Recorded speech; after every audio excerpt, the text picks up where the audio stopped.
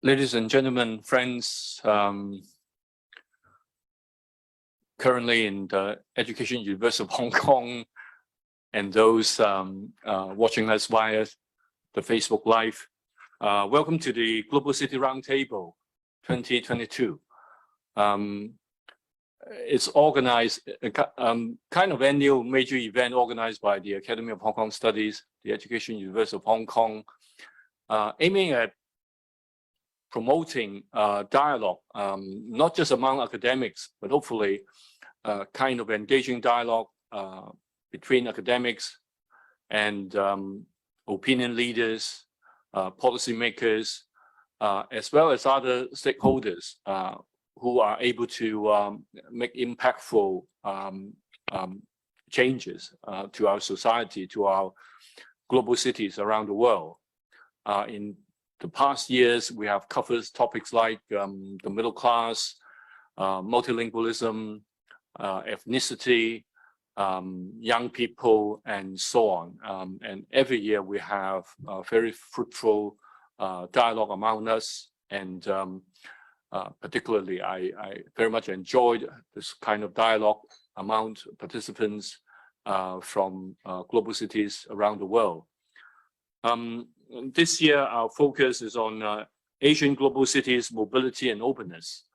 The focus on global cities in Asia partly reflects our changing agenda because COVID-19 does have an impact, of course, around the world, but in Asia, it poses new challenging issues. And so I kind of focus on Asian region.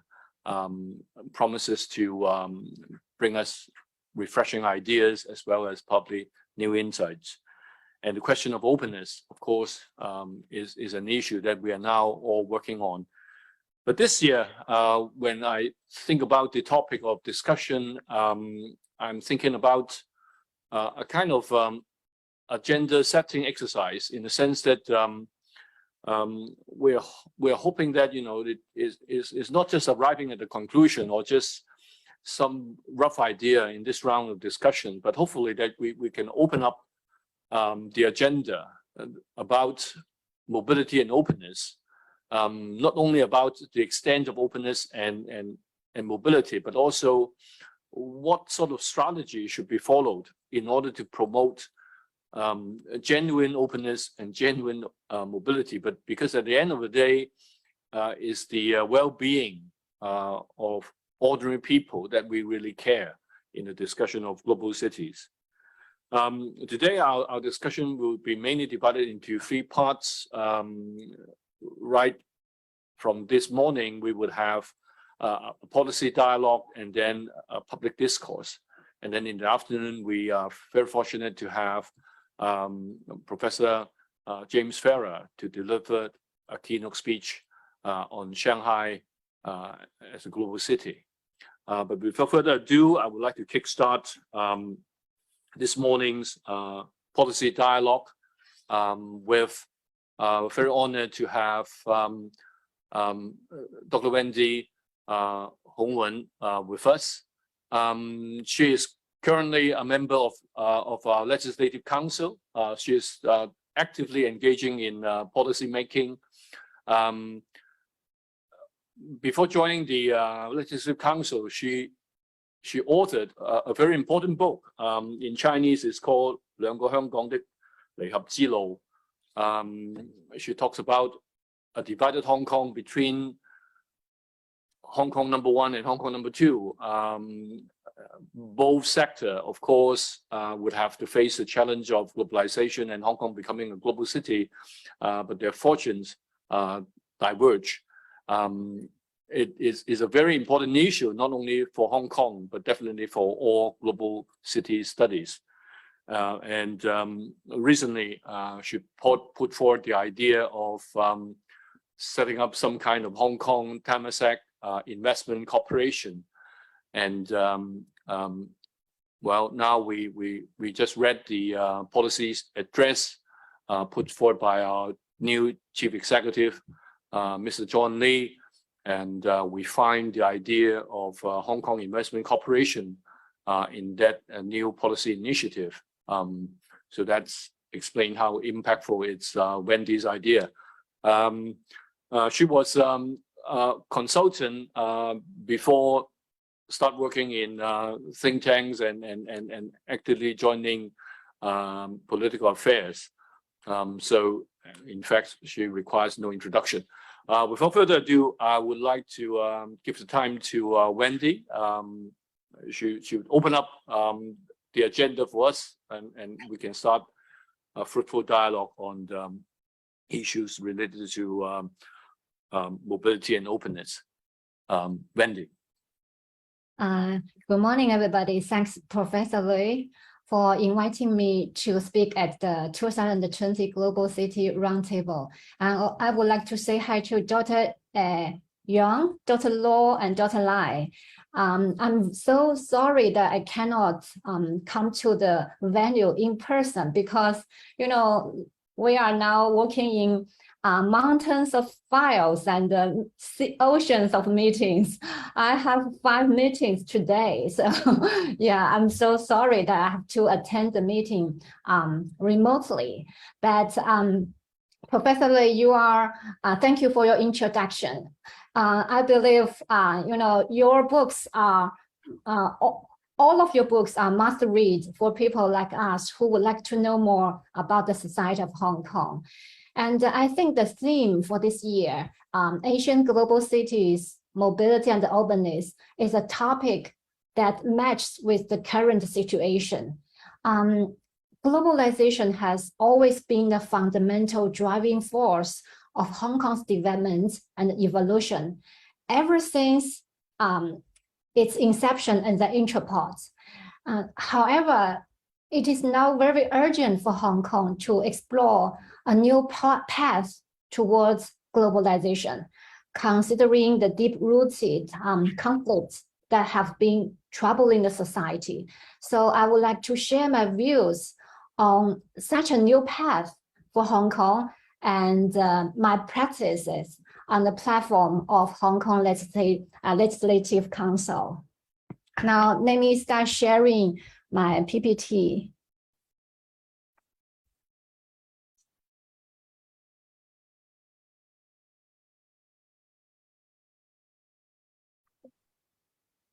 Is that okay? Can you see the slides? Yes. Okay.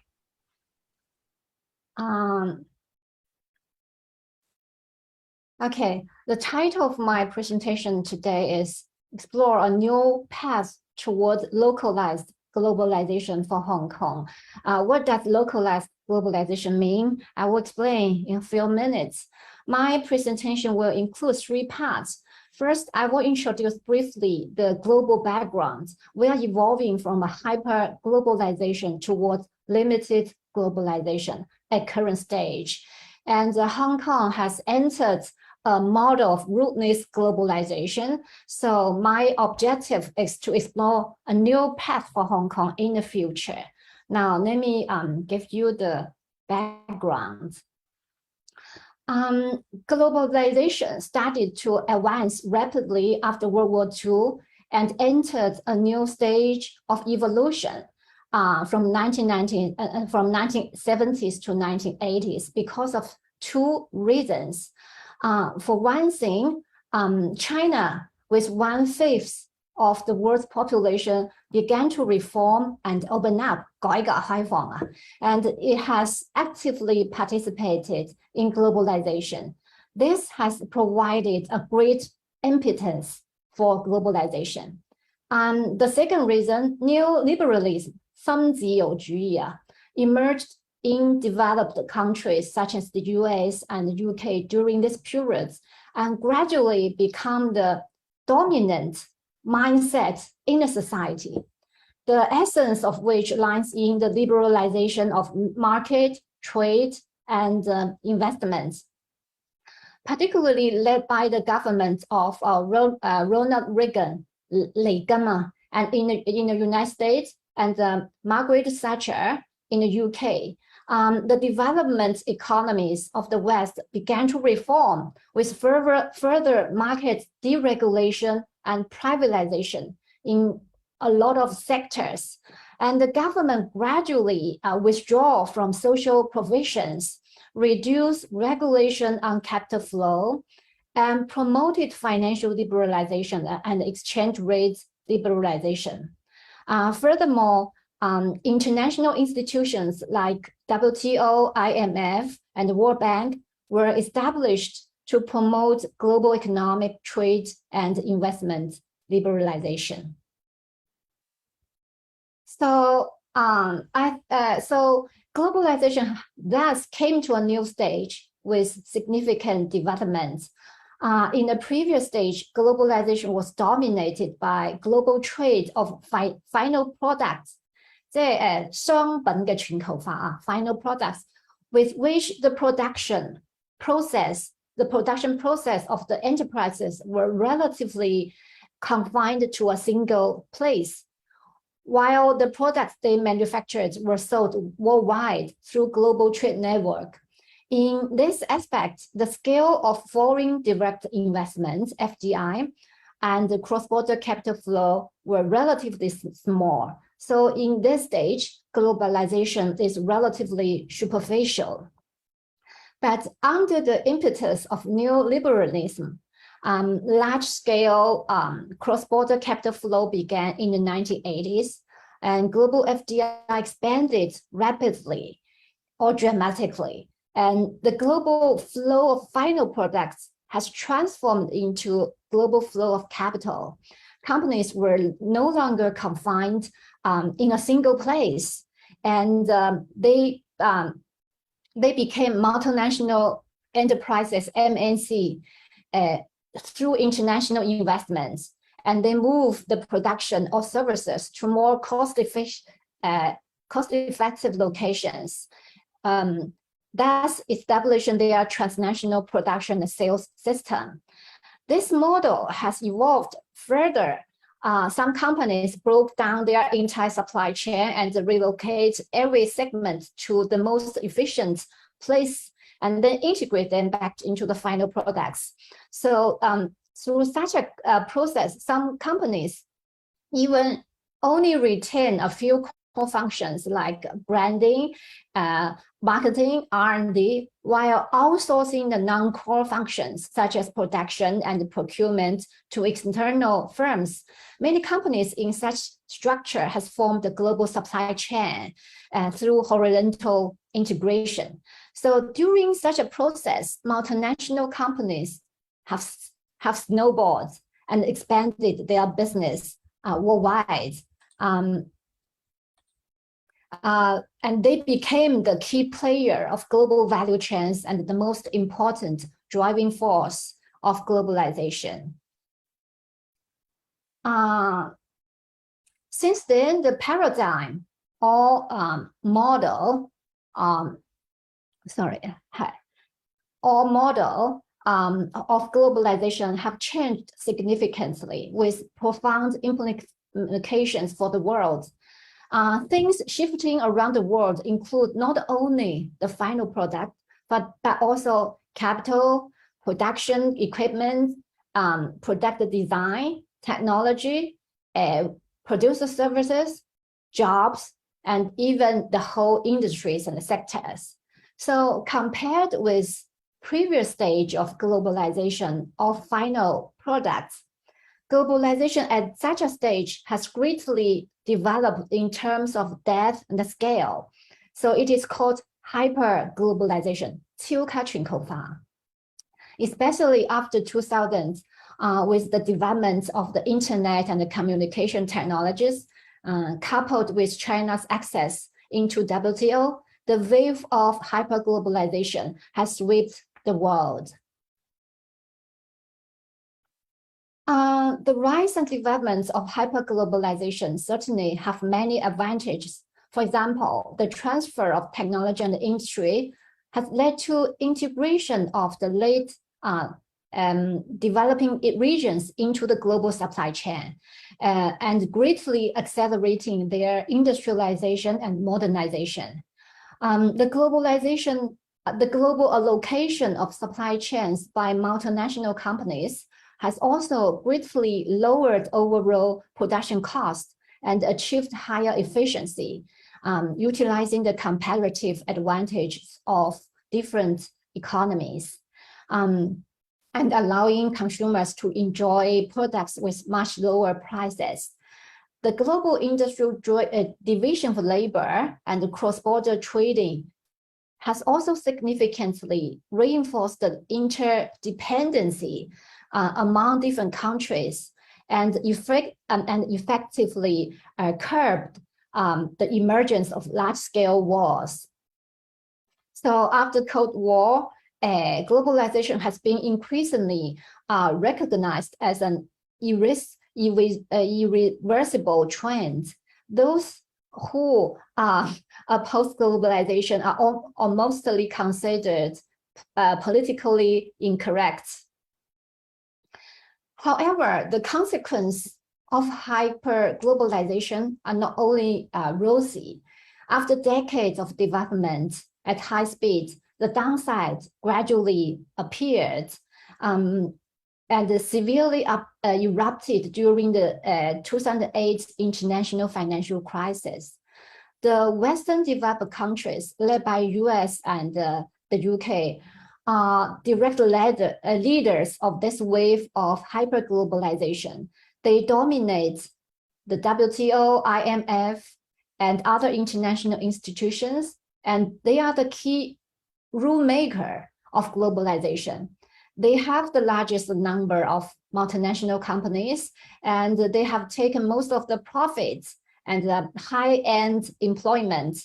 In theory, these countries benefit the most from globalization.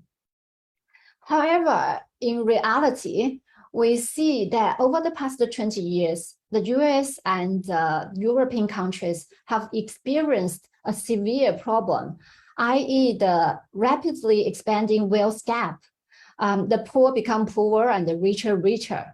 While multinational companies from Europe and the US expand globally and making fortune, domestic employment is suffering severe decline and deteriorating. The income of middle class has dropped, leading to the collapse of middle class, and the solidification of social classes and the sharp decline in social mobility. There is a serious division between the rich and the poor, and the wealth gap between the generations is also widening. So we must ask why? What are reasons for these problems? As a matter of fact, in the global operation of multinational companies, it is the capitalists who are capable of expanding their operation globally, and the financial talents and elites who are capable of filling in high-level positions benefit the most, rather than the working classes. And the free flow of capital has boosted employment and industrial transfer across the world. With higher production costs in developed economies, multinational corporations usually relocate their manufacturing process outside of their country. And many related services also be relocated outside of their home country. The domestic economy that suffered from industry hollowing out, employment and competitiveness decline. Local labor then have to turn from manufacturing to consumer services industries, such as catering, tourism. These industries usually depend on direct interaction between the consumers and the service providers. Therefore, they cannot be relocated to other countries. However, consumer services are relatively low value added, with lower salary, less benefits, reduced employment stability. So the original middle class are now facing significant uncertainty in the wake of deindustrialization. Many people believe their next generation will be even worse off than they are today. So this shows us that globalization actually is double-edged sword. Countries benefit from the advantage while suffering from the disadvantages. Undoubtedly, free trade leads to an improvement in global total welfare. However, it is neglected by many economists that in reality, the benefits of free trade are not equally distributed among different countries. Even within one country, it is not distributed equally to different classes. And multinational corporations and the elites, they benefit substantially while the cost bared by the rest of the society. And the tug of war, between globalization and deglobalization or anti-globalization started I think quite a years before the 2008 financial crisis. But the financial crisis was a watershed highlighting the downside of hyper-globalization. A wave of anti-globalization emerged and began to counteract hyper-globalization. In 2011, the Occupy Wall Street movement took place in the United States. The conflict between the wealthiest 1% and the remaining 99% of the population was ignited. The angry mass cried out, "We are the 99%. Many people have slipped from the middle class to the grassroots, feeling a sense of deprivation of their wealth. The class conflict began to escalate, and protectionism and the populism were on the rise. Some Chinese scholars even pointed out that the United States is the biggest victim of globalization."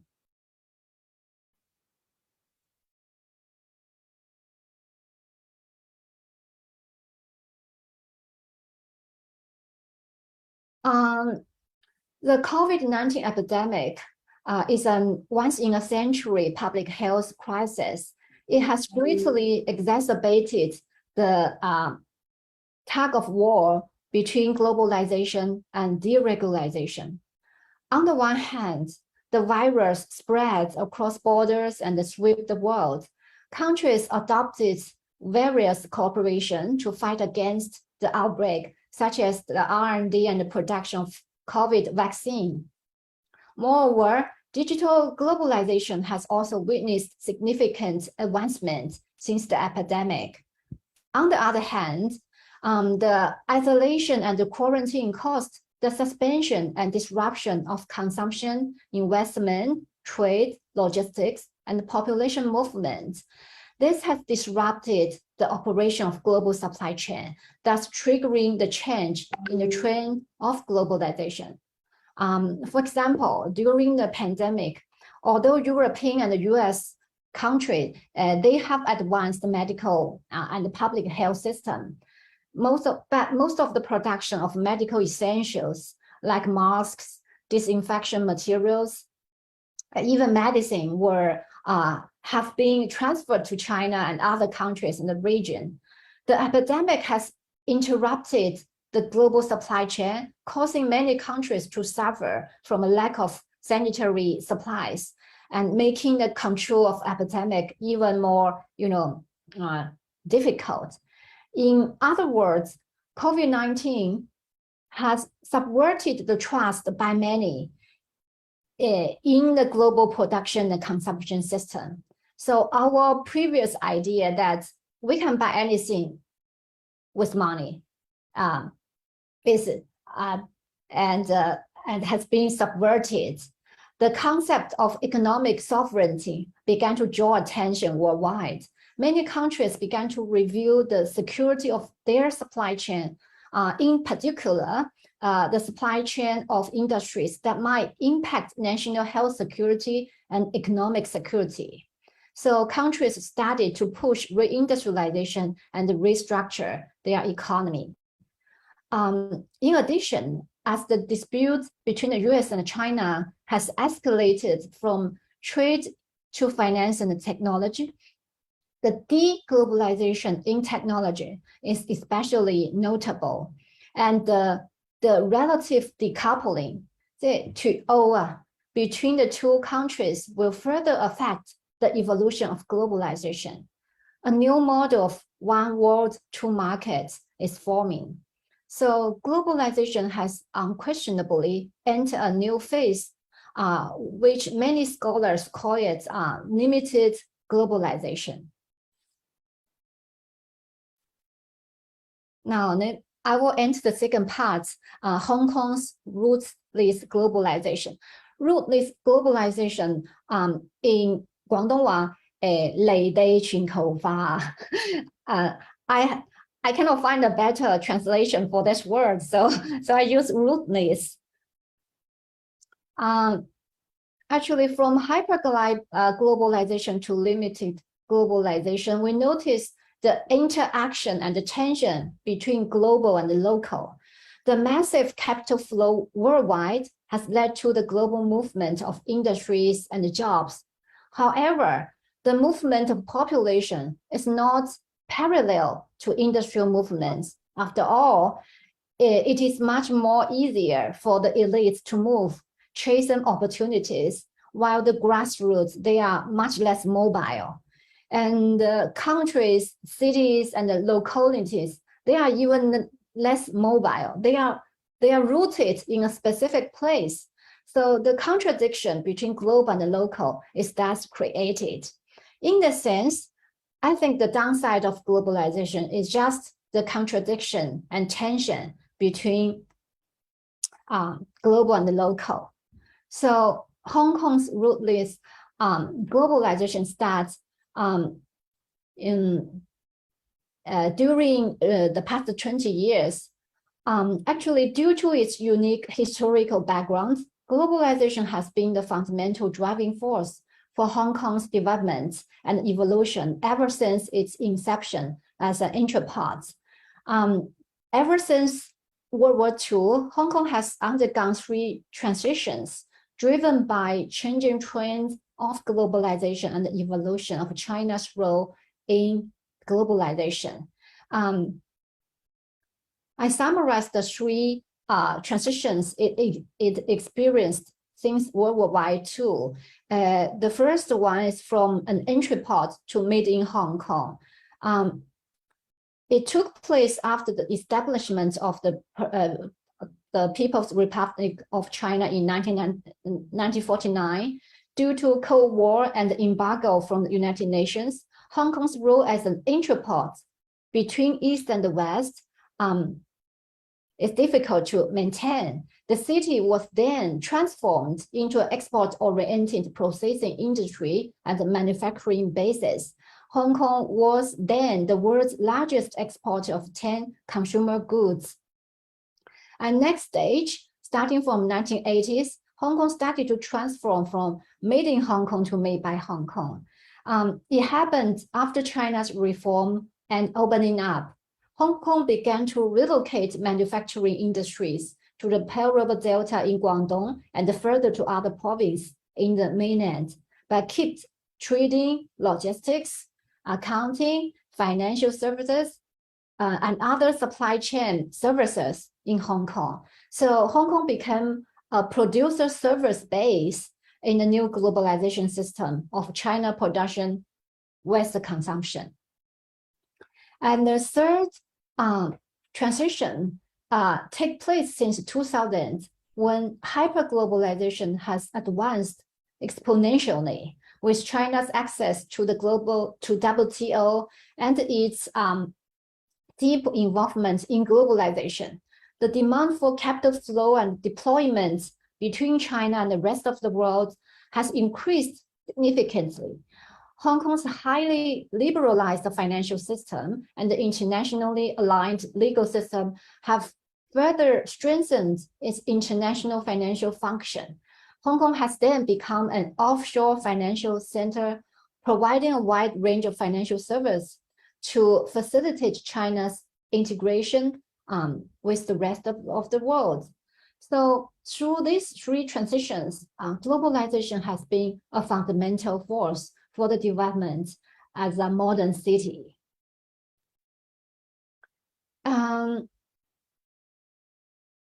The latest transition since 2000 has strengthened Hong Kong's role as an international financial center and amplified and deepened its global functions. Hong Kong developed into one of the few global cities worldwide.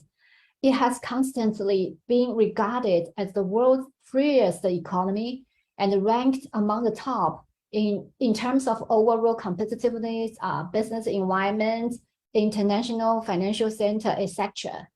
The city also acts as main access points between mainland China and the global capital market, an offshore renminbi center, and a hub for regional headquarters of multinational corporations. It was deemed by The Economist as an electrical transformer that connects two circuits with different voltages. 即係連結兩個電壓唔同嘅電路嘅一個變壓器啊！即係經濟學人 The Economist think Hong Kong has skillfully cultivating its role to connect China and the West with the very different economic and governance systems. In 2008, Michael Elliott, editor of Time, coined a new term of the era of globalization in his article, A Tale of Three Cities, namely Nylon Kong, the combined name for New York, London, and Hong Kong. At that time, when the article was published, these three cities were ranked as the top 3 international financial centers in the world. They are located on different continents, in different time zones, and which are complementary to each other. The financial networks of these three cities have also dominated the global financial system. Moreover, all three cities have achieved remarkable economic success and share similar cultural characteristics, such as having a large immigrant population and a regional influence on culture industries. So therefore, Time magazine labeled Nylon Kong as the top 3 international cities of the 21st century and the role model for globalization. 全球化典範. While Hong Kong transforming into an international financial center during this period, the city has also moving towards a pattern of rootless globalization, 即係離地全球化, of which the characteristics are financialization, virtualization, and offshoring. On the one hand, Hong Kong's role as an international financial center has been strengthened, and its global functions have been significantly amplified due to its highly liberalized financial system and the premium business environment. But the reality is that most of Hong Kong's international financial functions are not directly related to local development and are mostly disconnected with the local people. Hong Kong serves as a super connector and a platform for global capital flow, bridging mainland and the world. But such capital does not take roots in Hong Kong, and they are very weak in terms of the local connection. Its operation requires elites who have international perspective and knowledge of the national situation rather than local expertise.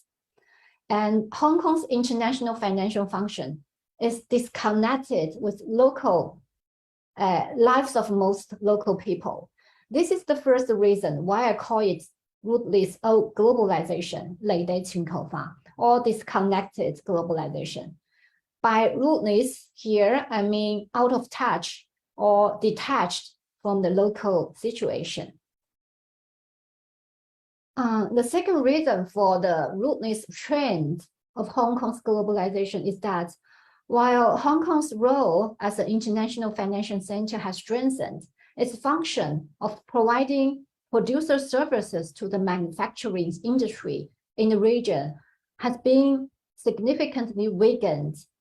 Some of such producer services are developing towards virtualization, 会议法 and offshoring, 離岸法, which are also rootless. Let's take international trade and logistics as an example. After the mainland joined the WTO, it has been involved in trade more directly, and many trade activities no longer require intermediary. For another, Hong Kong's service industries that serve the real economy in the region during the past gradually relocate to the mainland to provide services directly onshore. For example, port operators in Hong Kong started to expand into Pearl River Delta in the 1990s, building and operating ports in the local region. Commodities manufactured in the Pearl River Delta began to be shipped directly to overseas, bypassing ports in Hong Kong. This effect became even more pronounced after the conclusion for CEPA between mainland and Hong Kong in 2003, when various industries began to expand into mainland on a formalized basis. Though many trading companies still sign their trading contracts in Hong Kong, in most cases, due to Hong Kong's relaxed tax regime and the legal system, but products are mostly shipped directly from the production base to their destinations. As a result, offshore trade has gradually replaced re-exports as the mainstay in Hong Kong's trading pattern, transforming Hong Kong from an entrepot to a virtual trade control center. Under the offshore trade model, local profits are much lower compared with re-export trade. The profitability of enterprises is declining, and the contribution to employment has declined as well. Under the offshore trade model, merchandise either does not pass through Hong Kong port or only pass through the city for transshipment, with which commodities only stop by the restricted areas for reloading. This brings very limited value added to the economy, but cause problems such as pollution and the fairway congestion. The trend of virtualization and offshoring has led to a drastic decline in the contribution of the trade and logistics industry to employment. Many companies shrinked greatly, keeping only a small office in Hong Kong with functions like contract management and financial functions. Some companies have even completely withdrawn their Hong Kong operation and relocate to the mainland. The employment in trade and logistics dropped significantly during the period from 2005 to 2020. Within 15 years, we saw a reduction of nearly 190,000 jobs, and quite a percentage of these jobs are middle classes. So the consequence of rootless globalization is a polarization of society. The tendency actually occurred in the trade and the logistics sector and many other producer services, making it difficult for Hong Kong to maintain its function as a cross-border production service center, so-called made in Hong Kong. So these services used to support a large proportion of middle-class jobs in Hong Kong, but this tendency is now directly shrinking the middle-class population and reducing opportunities for upward social mobility for the young generation. Actually, such a rudeness globalization is not unique to Hong Kong. We see the other international financial centers like New York and London also, suffer from rudeness globalization. However, what's different here is that New York and London are onshore international financial centers. They are cities inside two big markets, and they have a natural hinterland for development. They can focus on the international financial function, and the division of labor can be achieved within the whole country. In contrast, what makes Hong Kong unique is that it is an offshore international financial center for China. There is a hard border between Hong Kong and the mainland, and this means that Hong Kong has no natural hinterland for development and people movement. And we see enterprises and industries do not generate enough value added in Hong Kong, were relocated elsewhere in the mainland, but the population has not moved out accordingly, especially the grassroots who rely on social benefits and the minimum wage, thus have to remain in Hong Kong. The latest situation, just as Hong Kong has lost its position as a base for producer services, its reputation as an international financial center has also taken a major step back in the past 2 years of epidemic. Due to our stringent social distancing measures and entry restriction policies, Hong Kong has become an isolated island for a long period with no or very limited access to either overseas or mainland. Hong Kong is suffering from brain drain and the business and investment loss.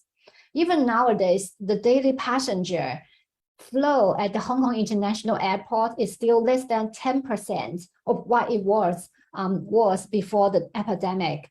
So we see Hong Kong's reputation as an international financial center is suffering. Recently, the latest figure of the Global Financial Center Index has been released, and the nylon cone has become nylon poor. Hong Kong's position as one of the top 3 international financial centers has been overtaken by Singapore.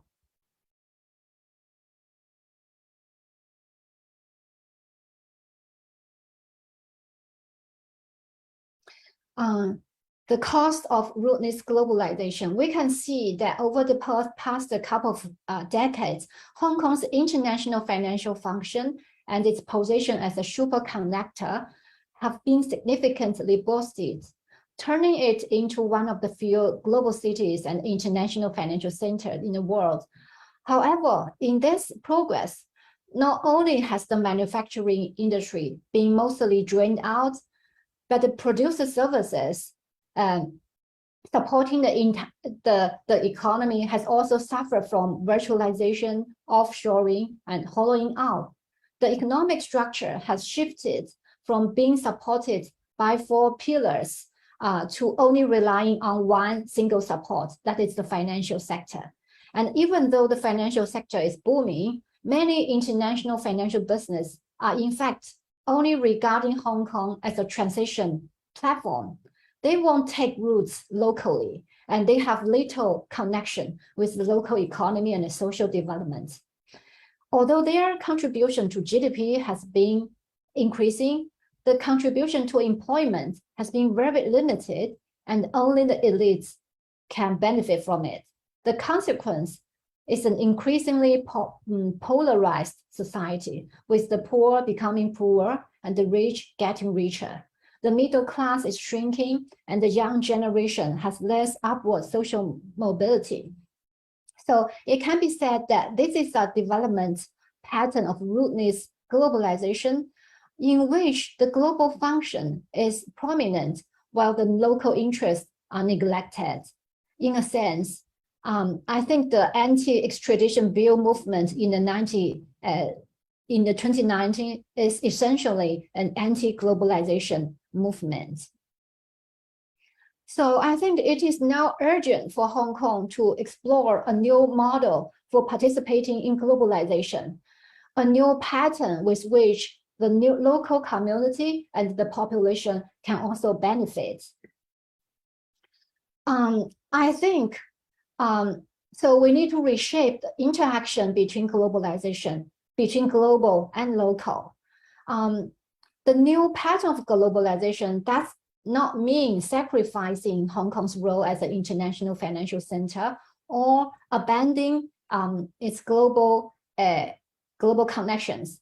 On the contrary, I think Hong Kong should reopen our city and reshape our international competitiveness, consolidate and reinforce its position as an international financial center, and even regain the reputation of Nylon Kong. However, this international position of Hong Kong must include a new dimension, that is the local development. Hong Kong's global function should not only serve the cross-border capital flow and serve the interaction between the East and the West, it should also fully support local community, promote local development, and benefit local people. Such is a new model of localized globalization, 在地全球化, I call it, which means Hong Kong is both globally and locally connected. And there are a lot we can do. For me, I think we should, first Hong Kong should rethink and redefine the value of finance and leverage our position as an international financial center to promote the diversification and industrialization of the economic structure. In the past, the financial sector is detached from the local development and not benefiting the local community. As the first step, I think the government can establish some effective financial tools with which at disposal, the government can participate in shaping the economy and switch to an appropriately proactive ideology. One of the starting points I have been actively promoting is to take refer from successful examples around the world, like Temasek Holdings in Singapore and Shenzhen Capital Group, and set up a government strategic investment organization.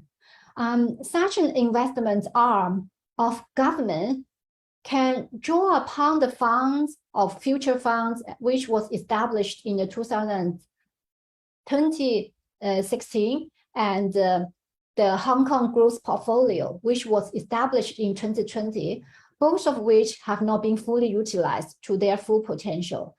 With such a financial tool, the government will be able to leverage internal and external resources to cultivate new growth points of the local economy. It can be used to attract international trade, international strategic technologies, industries, and talents to Hong Kong to help achieve industrial diversification and upgrading and explore a new path for Hong Kong.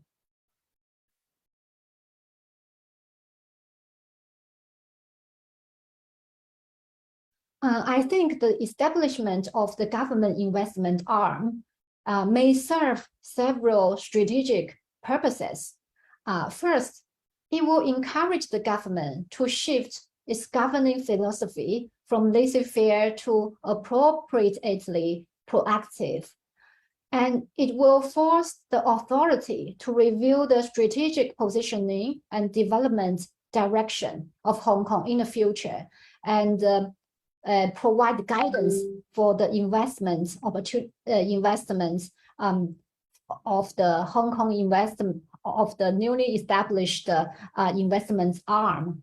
The third, it will also enable the government to gain a seat at the table of international investment community so that it can acquire most updated market intelligence about global cutting-edge technologies, which might help the government to refine our strategy and bring strategic investment opportunities and partners into Hong Kong.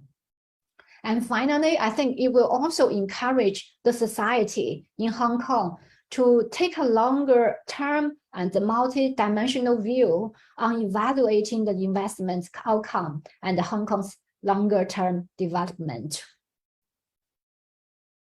To push forth with such an idea, I have conducted a few dozens of, I think it's 30 interviews with financial and industrial experts and scholars on this issue, and have gained support from them. And I also published widely on this suggestion and spoke whenever possible in LegCo as well as to the media. To test the water, I moved a members' motion in June this year. The title of my motion is Making Good Use of the Future Fund and the Hong Kong Growth Portfolio to Promote the Diversification of Industrial Structure. So, you know, this motion is to test the water within the Legislative Council, which was successfully passed finally, in spite of some hiccups in the process. In other words, if the government decides to submit a bill about establishing such an investment institution to the LegCo for approval, I'm confident it will be passed. So after these preparations, I wrote letters to CE, FS, secretaries of bureaus, and asked for meeting with them in person. And as professor, these are some articles I wrote on this topic. Some articles, publications, and talking with media. Speak in the LegCo on this issue, and this is a motion being passed by my colleagues in the Legislative Council, and some media reports, meeting with our officials, meeting with CE to submit my suggestion. And the initial result is very positive. In the 2020 policy address, the CE announced that the government will establish the Hong Kong Investment Corporation, Hong Kong IC, consolidating the Hong Kong Growth Portfolio, GBA investment funds, etc. And Hong Kong IC will operate under the steer of the government to invest in strategic industries, aiming to attract and support more enterprises to develop in Hong Kong. I think for Hong Kong, this is a very significant milestone, which shows the government is abandoning the laissez-faire mindset. Hong Kong is now entering a new era of industrial policy. So the next step for me is to assess and monitor the government's implementation. There's some ideas on the implementation and the way forward. Actually, there are still a lot other financial tools that the Hong Kong government can make good use of to support economic transformation. For example, Hong Kong amended its listing rules earlier to introduce a new chapter, 18A, Chapter 18A, to allow pre-revenue and pre-profit biotechnology companies to list in the main board in Hong Kong. And now the government is considering a new scheme for some strategic technology enterprises, which are not yet qualified for listing as they fail to meet the profit and the trading record requirements.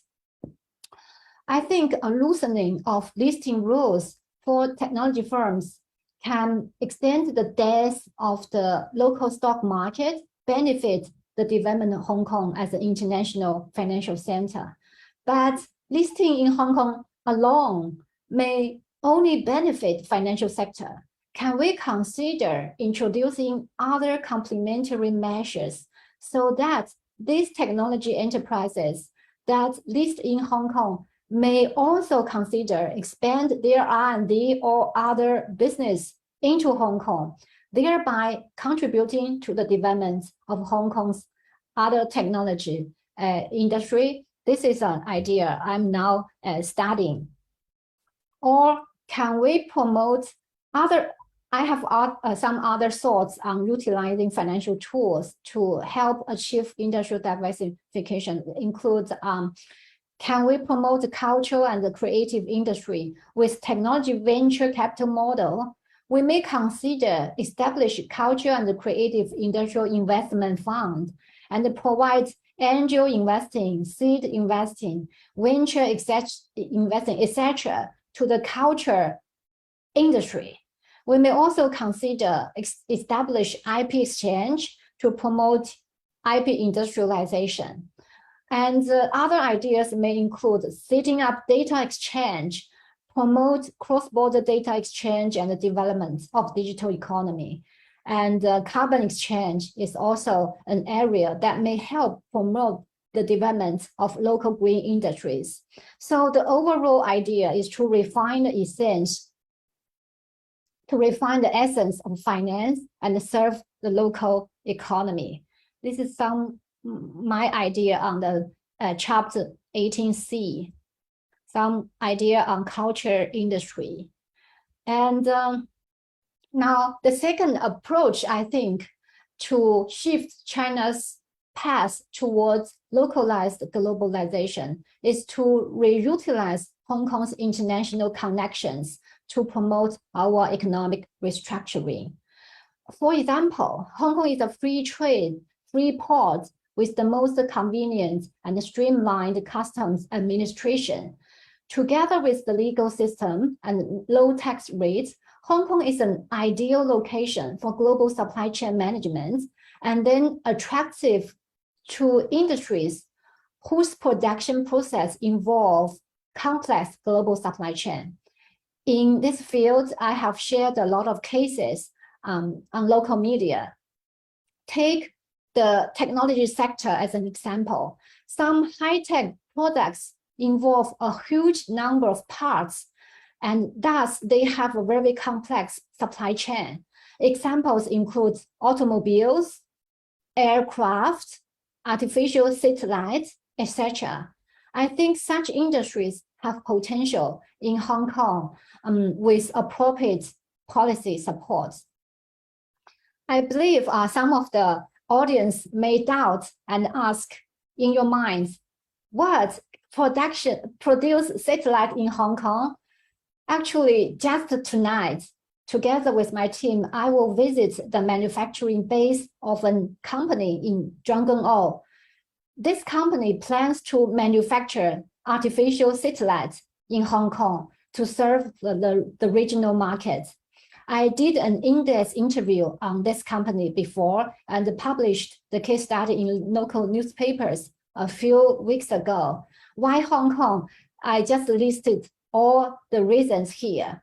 And you are welcome to search internet and read my recent column articles in Mingbao. These are my articles on manufacture artificial satellites in Hong Kong.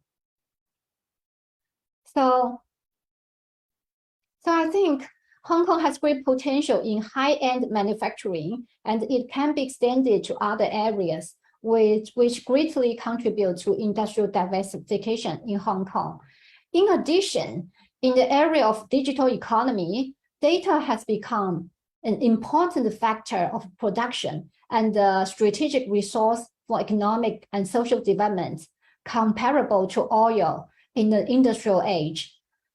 With its advantage of free circulation of data, the absence of data transaction tax, and the availability of international internet backbone cable access points, Hong Kong has great potential in developing into a regional data exchange center and the hub of data-related industries, and also IP-related industries. I think there are many other industries that have great potential in Hong Kong if we can fully utilize our international connections.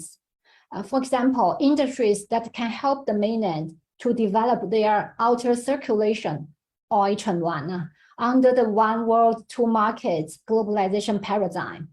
And also industries that can make good use of local R&D and leverage global production system. Industries that can compensate for the shortcomings of the GBA. Industries that fulfill local demands under limited globalization. I have done quite a few cases and shared in my columns. This is about electrical vehicle. This is about reindustrialization. This is about the shipping industry and the logistics in Hong Kong. This is about Hong Kong's international conference and exhibition. This is about steel mills in Hong Kong. I think many people cannot even imagine we have advantage in steel mills in Hong Kong. Actually, there was a mill in Hong Kong planned to collect scrapped steels from the GBA to Hong Kong and make into high quality steel and sell back to GBA. This is another steel company, steel factory in Hong Kong. So this is some local media reports about my written question about the steel industry and the urban planning. This is environmental industries in Hong Kong. This is culture industry and pearl industry, pearl farming in Hong Kong, and even lobster farming in Hong Kong. I call it 1.5 industries, and science and the aviation industry. So these are some of the cases I conducted and shared, and I will promote their developments on the platform of Legislative Council. Now let's come to the conclusion very fast. I think over the past few decades, hyperglobalization has significantly improved the efficiency of global economy. Indeed, the deployment of global supply chain by multinational companies has led to significant cost reduction and overall efficiency gains. However, this model allows the capital, industry, and job to shift globally, allowing the capitalists and elites to have to benefit from it. In the meanwhile, the economies like Hong Kong, the local community which is rooted locally, and the population who are much less mobile have paid the price. The recent retreat from hyperglobalization to the current limited globalization is to some extent, a reflection of the globalization model by those who have suffered from globalization. So in fact, I think globalization with the global shift of capital and industries may generate both disadvantages and advantages for local community. It is undoubtedly a double-edged sword that required us to eliminate the negative aspect and preserve and amplify the positive side. So I proposed a model of localized globalization with an aim to arouse the reconsideration and the reassessment of the actual value of globalization and redefine the relationship between global and local. While participating in and promoting globalization, we should make globalization contribute to the local community and population as well, so that the whole society can benefit in a balanced and healthy sense. This is what I'm trying to pursue and achieve on the platform of the Legislative Council. I think I will stop here, and any comment and the questions will be welcomed. Thank you. Thank you, Professor.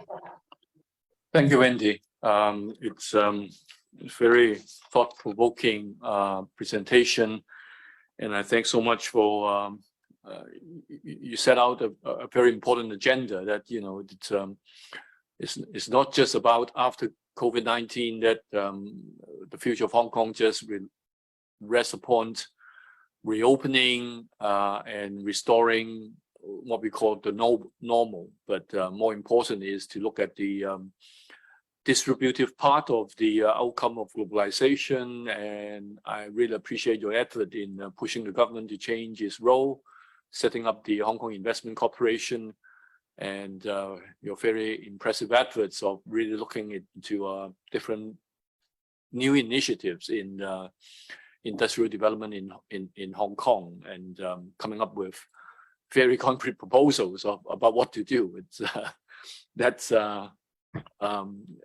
quite challenging, I must say. Given the limited time, Wendy, if I may, I would like to raise, well, probably just one major question to you is still what you suggest, of course, rests upon what you said towards the end of your presentation, how Hong Kong link up with China and the world via the outer circulation, or Chunwan, and on the assumption that what you describe as one world, two markets, that would work. But for skeptics, I mean, I just want to be a devil's advocate. A skeptic, of course, would say U.S.-China rivalry probably would only intensify, and as a result, probably Hong Kong's role in between what you discussed about being, kind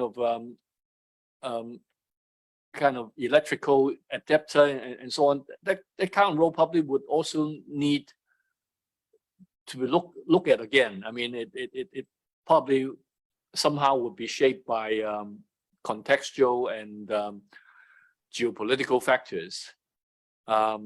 So at the end, probably Hong Kong needs to look at the issue not only just upon the basis of its established advantages, but also vis-a-vis other global cities in China. For example, Shenzhen, Shanghai. If Hong Kong is going to deepen its role in what you mentioned about more strategic finance and local industrial development, do you think that we will be competitive compared with Shenzhen and Shanghai in those areas? Yeah, thank you, Professor, for raising such an important question. I believe there must be intensified competition between Hong Kong and cities like Shanghai, Shenzhen. But don't forget, the nature of Hong Kong is an offshore city. It is an offshore international financial center to China. We are outside the border of China's territory, of the customs border of mainland China. This is a huge advantage for Hong Kong when China tries to establish its outward circulation. Let me give you an example. Recently, in last year, it is suspected that the U.S. will force all Chinese companies listed in the U.S. stock market to be delisted. But recently, they found a solution that is allow these Chinese companies listed in the U.S. to take their data to Hong Kong, and the U.S. authority will send people to Hong Kong to audit these data. Why Hong Kong? Because this is the only place that China trusts and also U.S. trust. So Hong Kong is in a very unique position and in U.S.-China tension. That's why I strongly suggest we, on the bottom line of national security national development profit, national and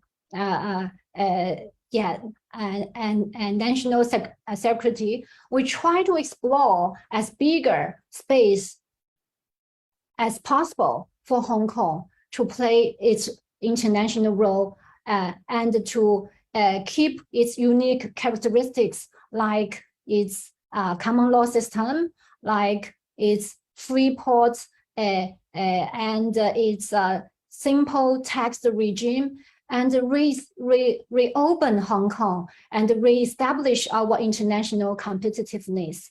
I think although the world is see a trend of delinking between US and China, but they are two, interlinked together with each other during the process of hyperglobalization. It's not possible, or at least within short periods, to have a clear cut of the interest of both nations. And Hong Kong, in such a sense, can play a very important role, particularly just like the case shows, the data-related industries will have great potential in Hong Kong. And I also would like to mention the artificial satellite industry. Why the company come to Hong Kong to establish the factory? Because Hong Kong is a place that data can flow cross-border to all over the world easily. And the technology is from mainland China. Now they manufacture in Hong Kong, try to use Hong Kong as a base for them to provide service to the rest of the world. So I think Hong Kong still has space in helping China to establish its the outward circulation. Thank you so much, Wendy. I know that you actually have a meeting starting from 10:45, and sorry that I twisted your arms so that you need to join us for more than 1 hour. Really appreciate it, and we learned a lot from your presentation, and I do think that probably we need to continue our discussion among ourselves on how to make localized globalization possible in Hong Kong, and this is a very rich agenda. Once again, thank you very much, Wendy, for your contribution. Thanks, everybody. I have to excuse now, and as Professor just said, I hope we can continue the discussion in the future. Looking forward to see you again. Thank you. Thank you. Bye-bye. We'll take a break of 5 minutes, and then we will resume and move to the second session of our roundtable. Thank you very much. Thank you, Wendy. Bye-bye. Bye-bye. Bye-bye.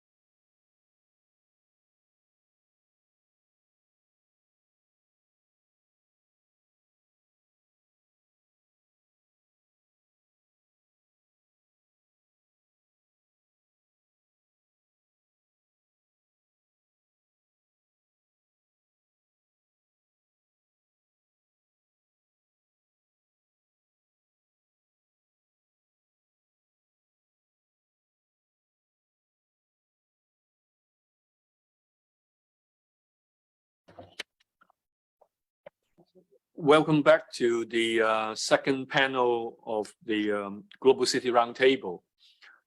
This is the section on public discourse, and we have invited 3 speakers to give their brief presentation for roughly 15-20 minutes on 3 different global cities, Hong Kong, Macau, and Singapore. And we put strong emphasis on the fact that we like speakers coming from diverse backgrounds. So it's not just purely academic, but then of course we welcome the sort of dialogue between academics and other opinion leaders, stakeholders, and because they have a lot to offer from a different angle. Equally important is that, as I said at the very beginning, this year, this roundtable focused a lot on developing an agenda. So we would like to reach out and explore different perspectives as well as issues, rather than just focusing on the very fact that, you know, we're experiencing the pandemic. And so as a result, the question is about reopening and restoring the so-called normal. By just switching it, then everything would be all right. In fact, our first speaker, Dr. C.K. Law, would touch on the issue from a very different perspective. And we also have Dr.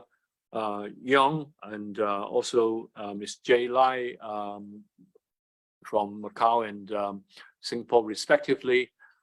They would join our discussion later on.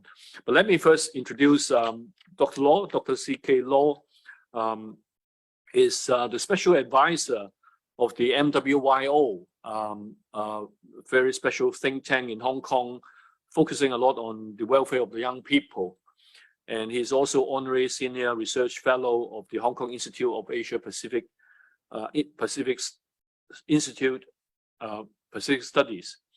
I've known CK for a long time. He's strong background in economics, and he's well versed in issues concerning aviation, and of course his coverage would also cover issues on social and economic changes, and that's why he probably would help us to look at the issues about mobility and openness in the light of, well, the situation of Hong Kong's young people. Without further ado, CK.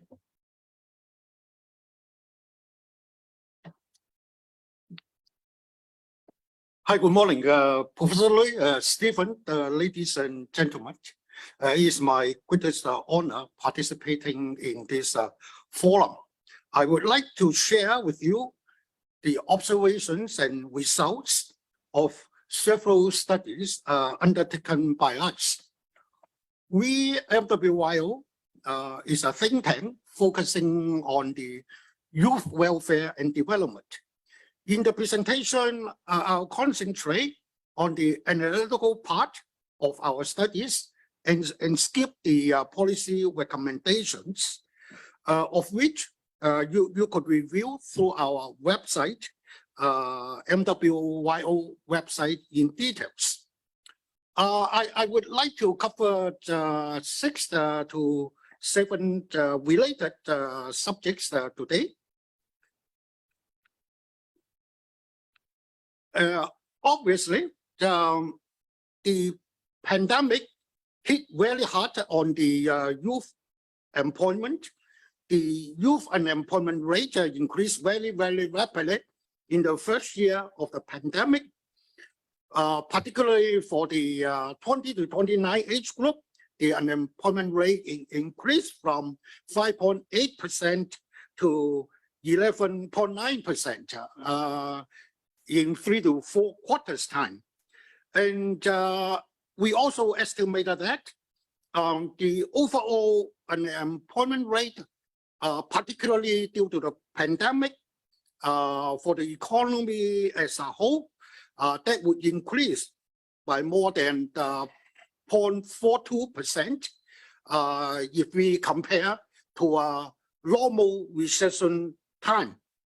In particular, if you look at the younger age group, they would increase by an additional 1 percentage point as compared to what we call the normal time. One very interesting development is that if we compare the youth unemployment rate of Hong Kong to that of Singapore, we observe that at the very early stage of the pandemic, in fact, the unemployment rate of the youth in Singapore was a bit higher than that of Hong Kong, but several quarters down the road, the unemployment rates in Hong Kong surged to the peak of 12%, while that in Singapore maintained only at about 7 to 8%. I think that there must be some lessons to be learned from Hong Kong.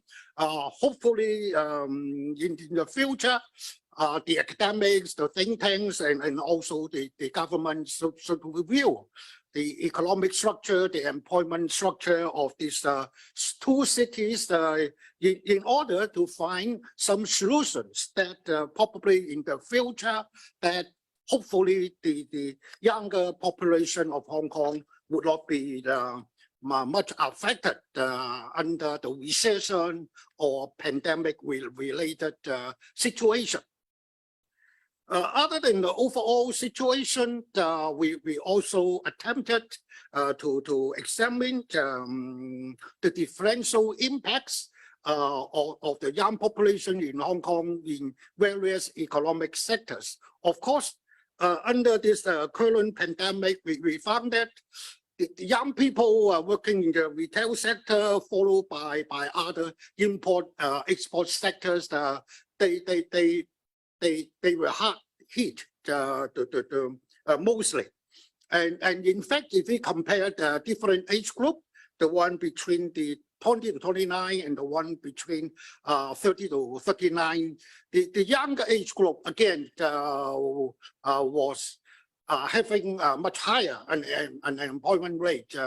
Of course, we could see that the younger age group with less education and experience, they would face relatively hardship during the pandemic. Another related issue is concerning about the prolonged school closure. The World Bank undertook a study as early as 2020 and found out that due to the school closure, the projected long-term life earnings of that particular cohort would be diminished quite significantly. A very similar study was undertaken by UK think tanks coming up with similar results. In that respect, we adopted similar assumptions and also using Hong Kong's our own statistics and try to make a very similar estimation. So there were several major factors involved. Of course, firstly would be regarding the duration of the closure. Secondly, factors would involve had the government and also the education sector introduce mitigation measures during this closure period. And thirdly, of course, whether different types of schools, they may have different effectiveness in terms of online learnings. I will not go into the technical details of the estimation. We came up with some numbers. The number as compared to UK and also the international studies, our number would be about 42,000 US dollar. That's the lifetime earnings. This the loss of the overall. It is not a small number at all. Other than the statistical estimation, we also try to better understand the reactions of the schools. So we undertook interviews, in-depth interviews with school principals and some teachers. We found out that there was great discrepancy between the performance of different types of schools. For example, for some of the teachers reporting to us from the subsidized secondary schools, some teachers reported that the effectiveness of online learning could be less than 20% as compared to in-school learning activities.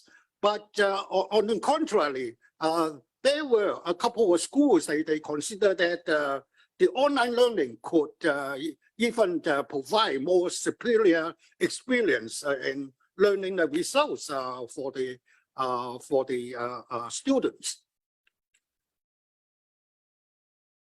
But one more important observation of this exercise was quite straightforward, which was about for those students from higher income families, definitely they would have much better support from their parents, from the schools as compared to the lower income groups. So again, we try to make some assumptions on their loss of schooling and also on their average median income throughout the life period. And then we came up again with some numbers. The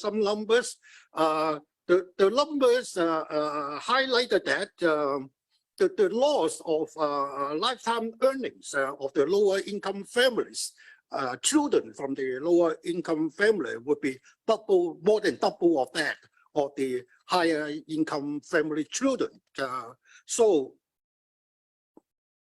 particularly regarding this finding, in fact, we provided one policy recommendation to the government saying the government should provide a private tuition voucher, okay, to the children from the lower income family in order to catch up the potential loss of their learning earnings capability.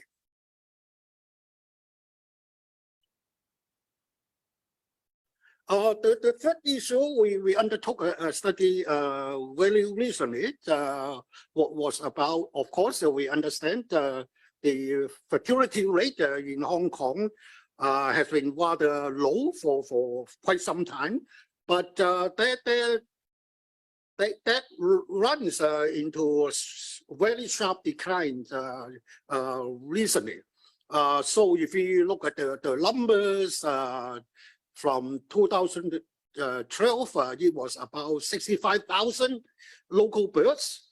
And then even up to 2016, the local births number was about 60,000.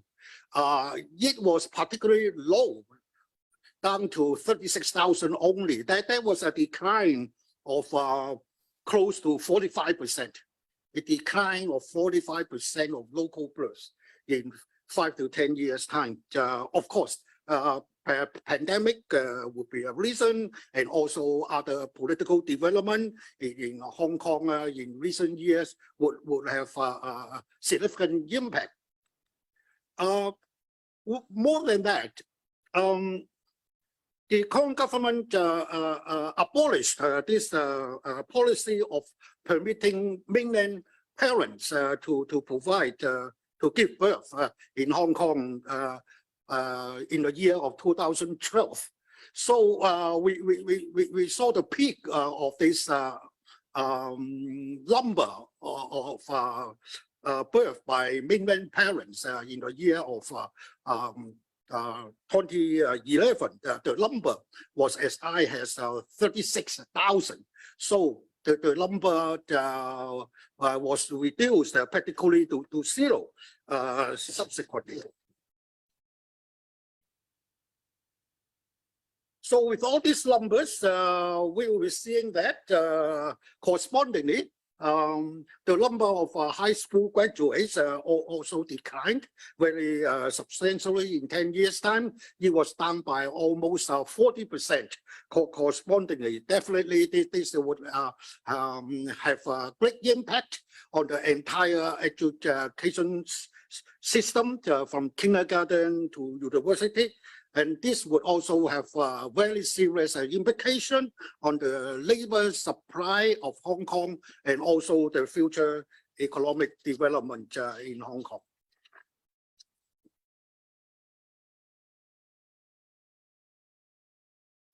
Regarding the mobility of the young people and also the expansion of a more open hinterland, we must discuss about the future prospects of the Greater Bay Area. The central government formulated the Greater Bay Area Development Plan in 2019, which provided a very visionary development opportunities for Hong Kong. Okay, that would cover over 70 million people, and obviously a rising proportion of that would become the core of the middle class of China. GBA is one of the most economically vibrant regions in China, and in the last few years' time, we observed both Hong Kong government and other GBA city governments have been providing incentives to facilitate cross-border mobilities and also opportunities for the Hong Kong youth to develop their career, no matter in terms of jobs and career development or in terms of developing new businesses. So because of this important development, VMWYO undertook 2 surveys in the last few years' time, aiming at have a better understanding what would be the reasons that the young people of Hong Kong, considering whether they are interested or not to go into GBA to have full-time job or career. For both surveys, we came up a very similar number. It was about 13%. 13% is not a small number at all, a percentage, because this would be equivalent to 200,000 young people. 200,000 is a very, very big number. Of course, we observed that other organizations might have come up with even higher numbers of the percentage of youth interesting to go into GBA for work. I noticed number could be as high as 50%, but we consider this 15% equivalent to 200,000 young people is still quite challenging for the entire economy and society to think through what would be the implication for Hong Kong. In the survey, we also asked a question regarding for the young people being interviewed, what kind of major subjects they study, and also would they consider their major and experience would have better or similar opportunities, development potential in Greater Bay Area. So from the statistics, we find out that about 38% of these young people being interviewed, they consider they will continue their better prospects in Hong Kong. Of course, those professionals graduated from local universities, so for example, those teachers, lawyers, and social workers, and also medical professionals. They will consider they still have good opportunity and prospects in Hong Kong. And then towards the end, about 10% of them consider they would have a better prospect in GBA, and these included mostly graduates with science degree, engineering, fine arts, and also designs. Of course, Greater Bay Area, China is a much bigger market. Graduates with these professional skills and knowledge, they may have a bigger market and environment to develop their career. So other than that, the one in the middle, the yellow in color, 50% of them. So the financial sector, the logistics sector, and also the management side. The young people consider the development potential now, considering both places, would be rather similar. The result from this question is quite straightforward and easy to be understood. We asked the question why the other more than 80% of them consider they are not interested to go to work in GBA. So these are the major reasons. 49% say that because of personal or family reasons. Family reasons would include they need to take care of their elderly. They are just young couples or they have girlfriends still in Hong Kong. And then for the other two, this reflected the perception of the young people regarding the freedom of speech and freedom of information. They had rather negative perception regarding their possible life in GBA. So these two are also important factors affecting young people's decision going into GBA, obviously. This is an interesting chart, although we may not be able to see the dots very clearly. What it tried to say was we subscribed to an annual report published by HR Association. They collect salary data of similar jobs in Hong Kong, in Guangzhou, Shenzhen, Dongguan, as such. So we try to compare their wages of similar position and jobs in several places, including a couple of major cities in GBA. So we found out that, in fact, most of jobs, similar jobs in Hong Kong, young people could earn at least 40% more than their counterparts across the border. Only a few jobs,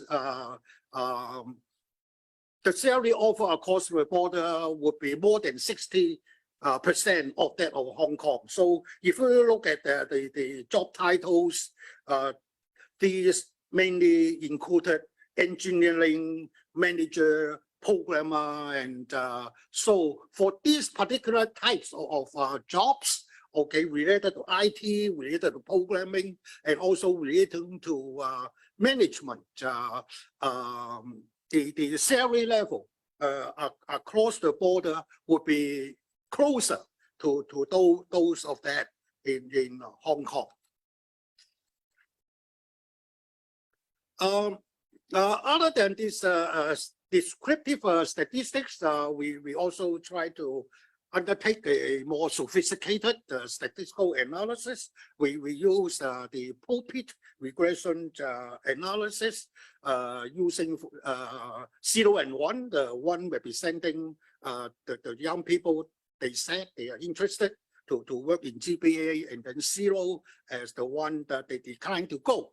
So we found out 5 factors are significant. Okay, the top 3 they have a larger effect, meaning the regression coefficients they are larger in number. So it's obvious results as well. We see that for those young people, they have more positive perception about the mainland. Okay, both in terms of the living standards and also in terms of freedom of speech, freedom of information, and they have a higher probability saying they would like to go to work in GBA. And then the third one is about the salary level. For those young people in Hong Kong, earning prevalently more than 30,000 Hong Kong. Of course, this means they graduated several years. They had accumulated ample experience, and then they would consider to explore further opportunities across the border. And this would imply that for just fresh grads or the young people who just work a very short period of time, who haven't achieved this salary level, many of them they would understand that they may not have the opportunities and also the advantage to work in GBA. There are two other less important factors. The first one is regarding whether the young people they had some sort of working experience in GBA before. Okay, no matter in terms of internship, or they have some short-term assignment, temporary assignment previously, because with this previous working experience, this would imply that they are more familiar. They are more familiar with the working environment and also the lifestyle in GBA, and that would propel them to go across the border much more easily. Again, this is rather straightforward finding, saying that for a very large proportion of youth in Hong Kong, if you ask them whether you would like to work for a Hong Kong company located in GBA or a solely GBA firm, a very large proportion of the Hong Kong young people would like to be employed by Hong Kong company and then relocate across the border. Again, this is an interesting finding. We asked both the employees and also the employers to see what would their perception about the advantage of the Hong Kong young people as compared to the GBA counterparts, graduates, regarding different types of factors and also their abilities. So the number revealed that 56% of the young people being interviewed, they consider they are having advantage over their counterpart. And they particularly mention about 2 factors. 74% saying that they have more advanced, superior English ability. And the other one, of course, they 66% regarding that they have better understanding of the international environment. But when we talk to the employers, they would have quite different assessment. Particularly for the first one regarding the English capability, the employers in GBA can consider that since there are many mainland graduates from overseas, they return home already, so they did not see any particular advantage for the Hong Kong young people. Okay, lastly, let me come to a new scheme introduced by the Hong Kong government by the year of 2021. This is about a GBA youth employment scheme. This is a new scheme by the government in response to the overall policy of the GBA development. Well, as the time is running short, I would just like to highlight some research results. We undertook this study together with the full support of Hong Kong General Chamber of Commerce, because Hong Kong General Chamber of Commerce could reach out to their employers members to support our research. The finding was a very large proportion of the participants in this program, the young people graduated just a few years, they consider their participation and their expectation in this program have been very clear, and then they also have achieved their objectives, and also they consider that throughout this period of about 9 months' time, they have greatly familiar themselves with different working environment, and also the living situation in the Greater Bay Area. So lastly,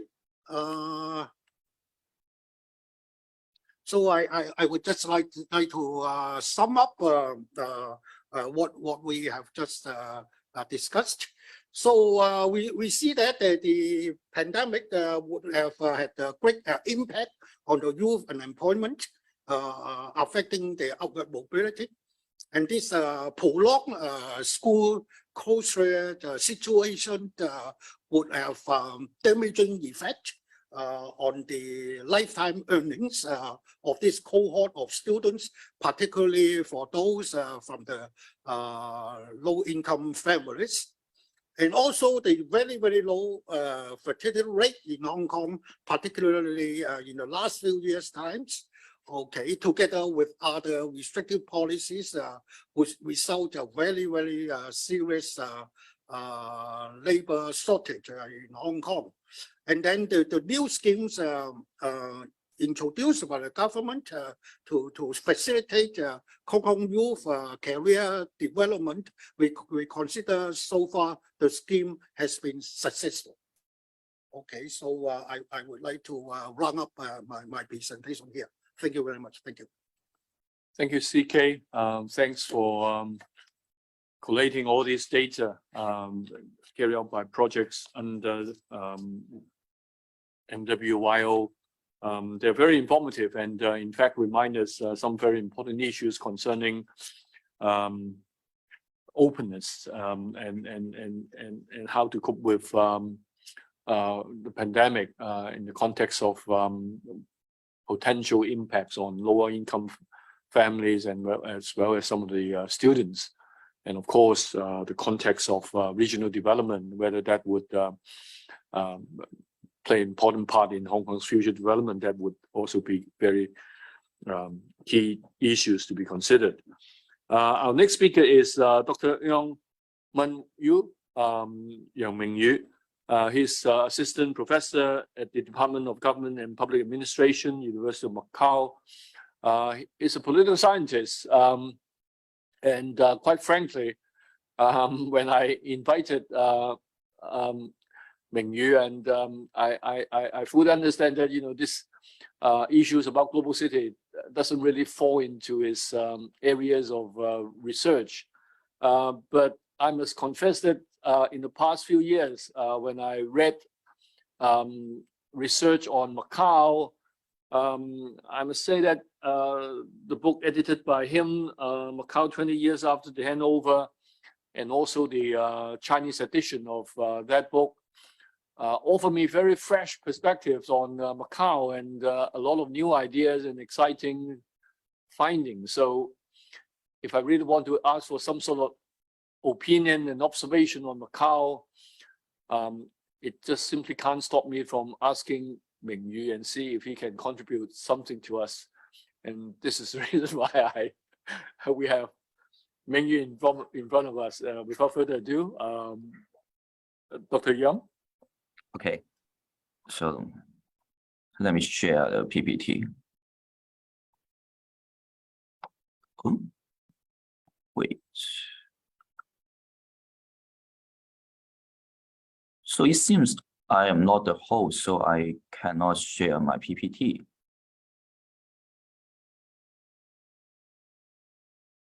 So can you let me be the co-host so that I can share the PPT?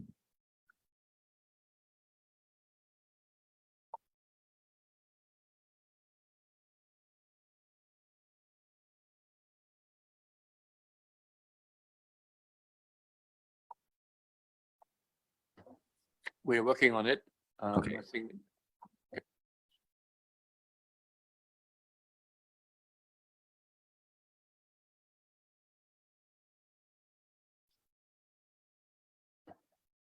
Please try again. See if you can do it. Okay.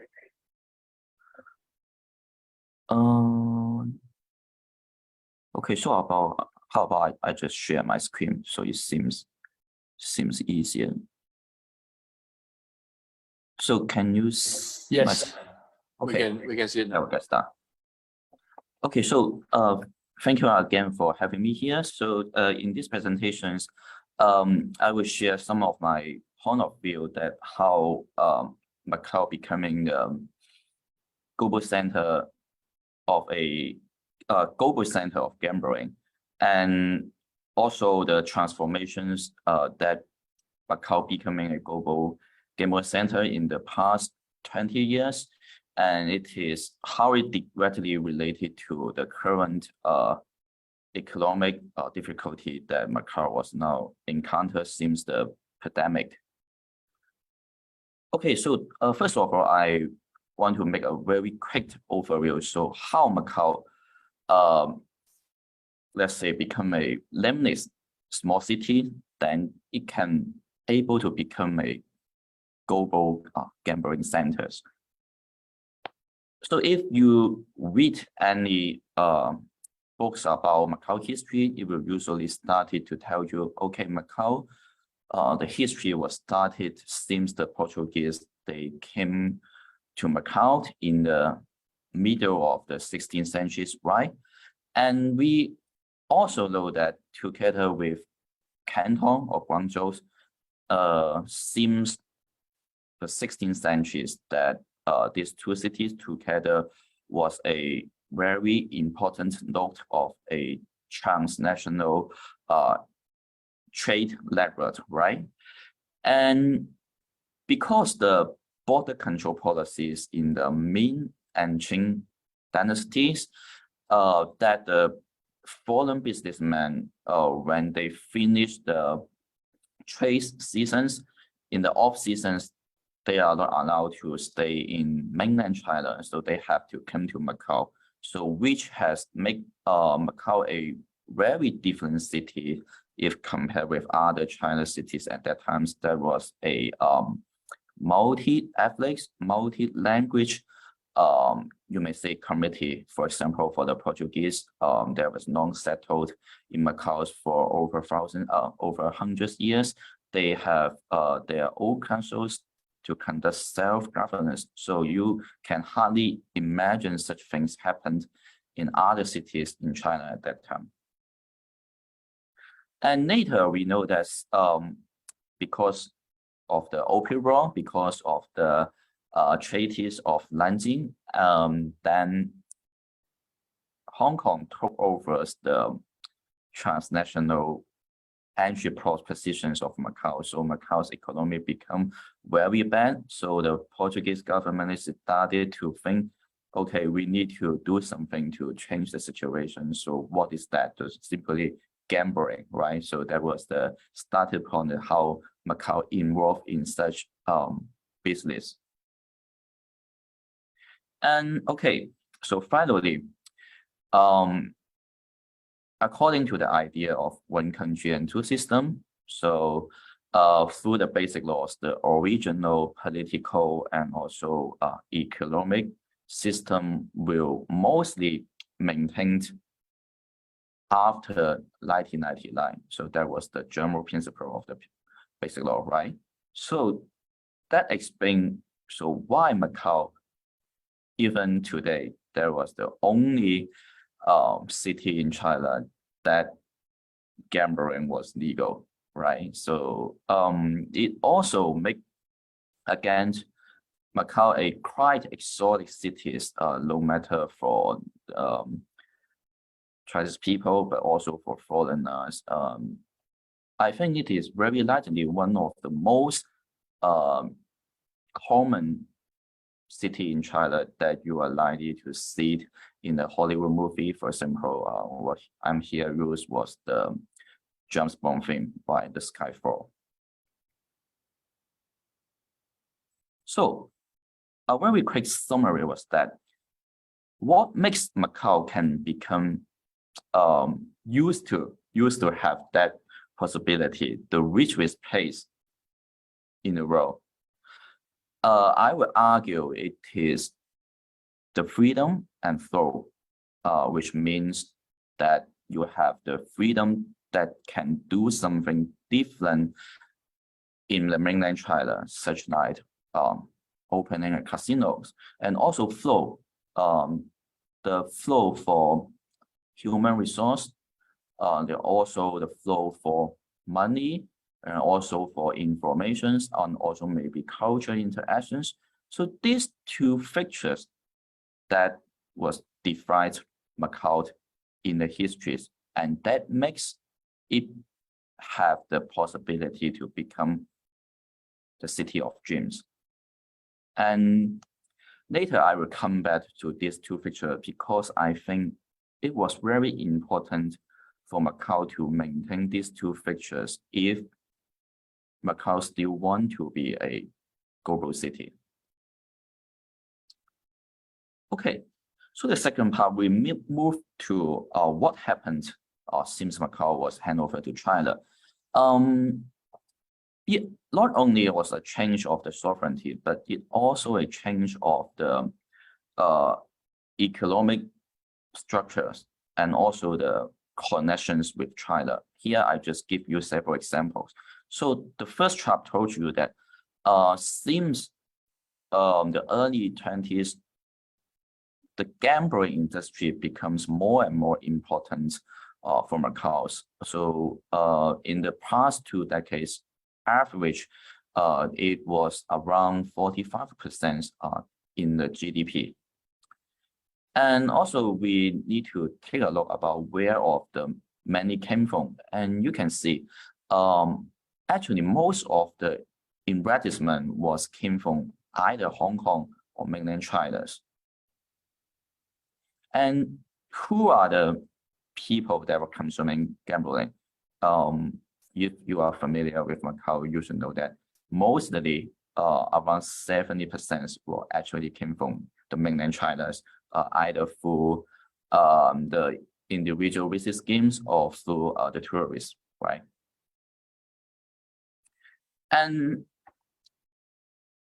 gambling also become the single most important source of the government revenue. And as you can see in these figures that taken from the financial bureaus, the gambling tax was around 80%, around 80% of the government revenue. So it's extremely important.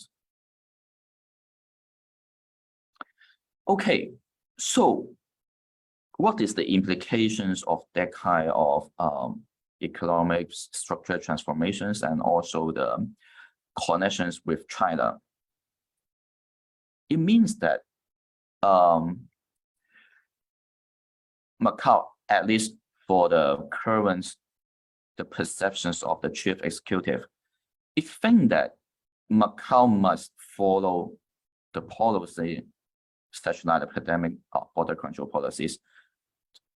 Macau have to follow the policy same as China because Macau was too small. Macau did not have the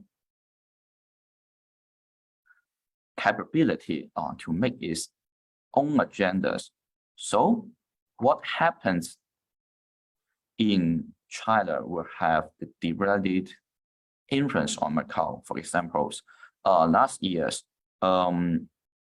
the tycoons of the VIP room, Alvin Charles, was arrested in Macau. The reasons, the public reason is that what his business was a threat to the national securities, and all we know that the national security was now the top priority in the central government. So the Macau government had to follow the central policies, and these have directly to wound the VIP room business in Macau, and which was around 45% in the whole gambling industry. So in other words, because the room of the VIP room, it will significantly decrease the government revenues of the Macau government. So it is a huge influence. And also, Macau was currently follow the same policies in the border control, same as the mainland China. So it also let Macau become the very few, I think the very few cities or regions in the world that still with just most of the foreigners entering Macau. And again, in the past few years, both related to the concerns on national securities, but maybe also the pandemics, there was also something changed very quickly in Macau. For example, the freedom of speech started in 2020. So that was the first time that the ceremony on Zoom forms that was not allowed to properly organize the first time. And then last year's again, not allowed it, forbidden. So also the same of this year's. So it was very likely that such kind of ceremony will no longer can properly organize. But even for less sensitive issues, as you can see in these titles,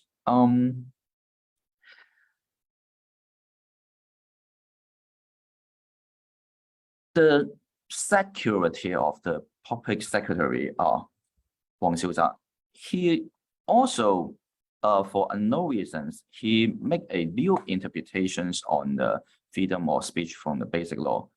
As you can see that it say if you are non-residents of Macau, you do not fully enjoy the freedom of speech that was guaranteed by the basic law. So such reinterpretations on basic law have, at least for the foreigners in Macau, I would argue that there was a huge impact on their mindsets. They simply tell them that Macau was no longer the same. So that will be one of the important reasons that would trigger them wanting to leave Macau. Actually, for me, in the past few years, quite a lot of my Portuguese friends mostly they are journalists. They decided to leave Macau because they have a feeling that Macau was not that kind or safe for them. So it is actually a very serious issue. So that is why some media have already argued these years that Macau has fallen and suffered from the pandemics and also the the case of arrest Alvin shows such something like that. Macau's economy become turning bad very quickly. As you can see, the unemployment rate was started to rise after a long time that almost all Macau residents can find jobs. But right now, the unemployment rate was come back to 10 years before, similar in the 2009 or 10. Okay, so the difficulties that Macau currently encountered was very clear. So what the government wanted to do, what they want to do to change the situations. So according to the policy address that last years, the Macau government aimed to a transformations of the industrial structures, namely 4 main target industrial, the big health industries, the traditional medicine research and development, and also modern financial service, accompanied with some high technology exhibitions and conventions. Okay. I fully agree that Macau needs a certain level of industrial transformation, but the point is how to do so. Actually, the government did not provide a very clear blueprint. But at least something I think is very important. That is, Macau at least need more talents, right?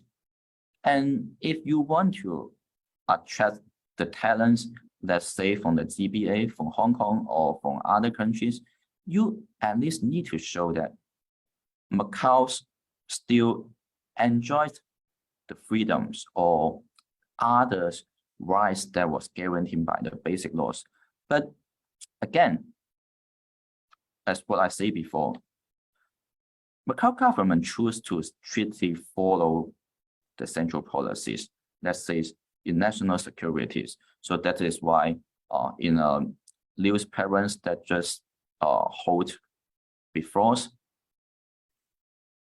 the government was says it intends to revise the national security law that was already launched in 2009, that in the same level, just same as Hong Kong. But all we know that Hong Kong and Macau was very different, at least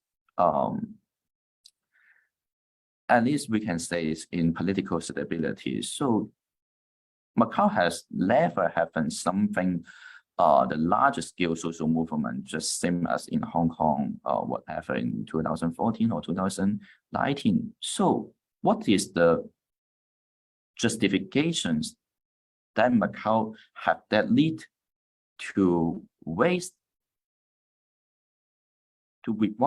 the national security law?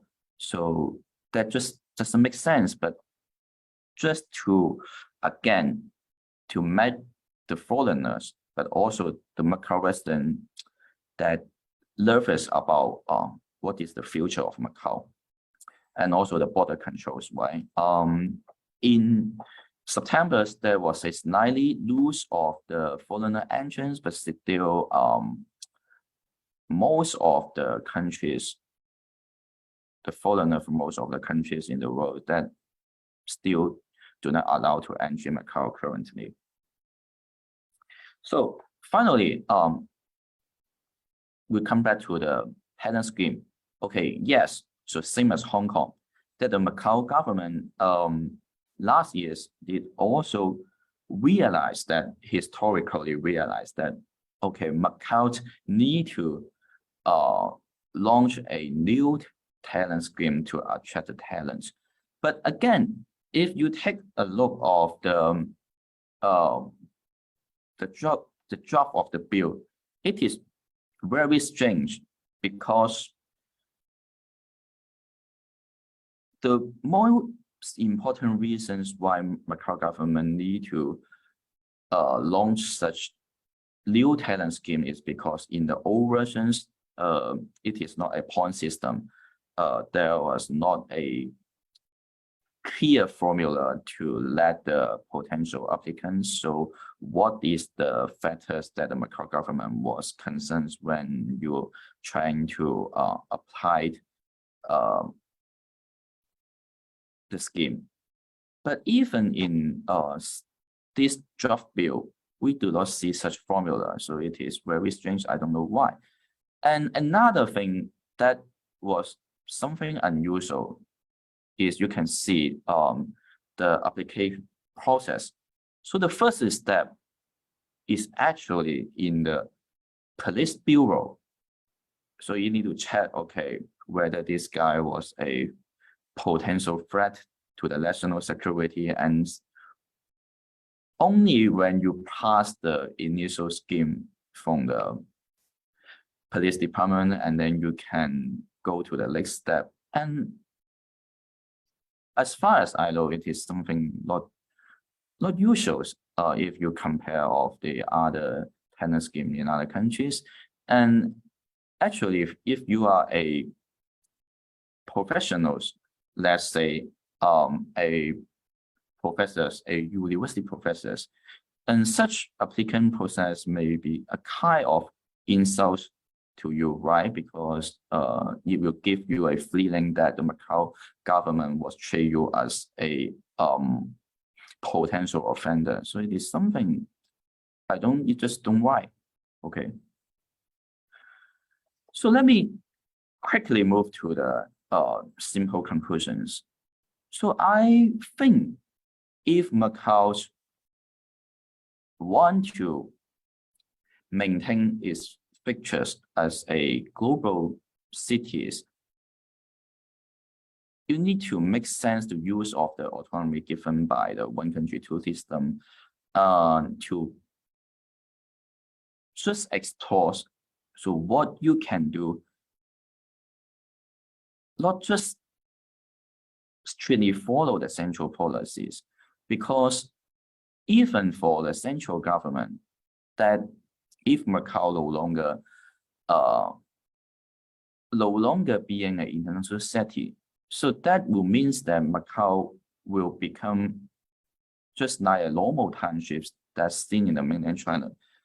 So if that happens, so what kind of national interest that Macau can serve to China, right? So I think that is something that I would like to share in these presentations, and I would very love to hear your comments. So thank you. Thank you, Mengyu. Thanks for giving us a brief on the Macau's current situation and some of the challenges. We'll come back later on when we have time for a little bit of discussion. And lastly, I would like to call upon Ms. Jay Lai. She is the Executive Director of China Link Education, a Singapore-based education consultancy. She is also a senior consultant of Wofu Social Enterprises. But most importantly is if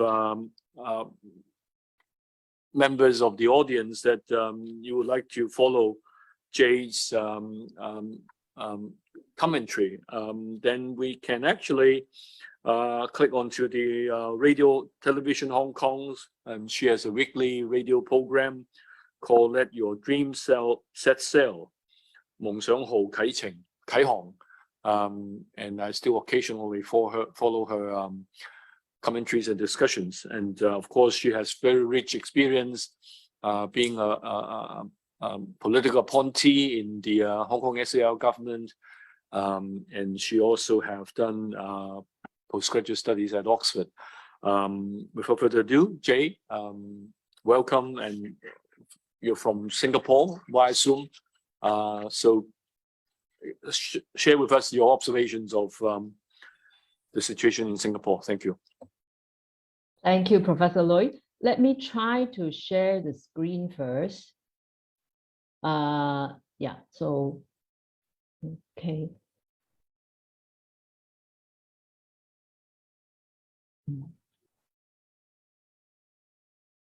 For some reason, okay, let's see.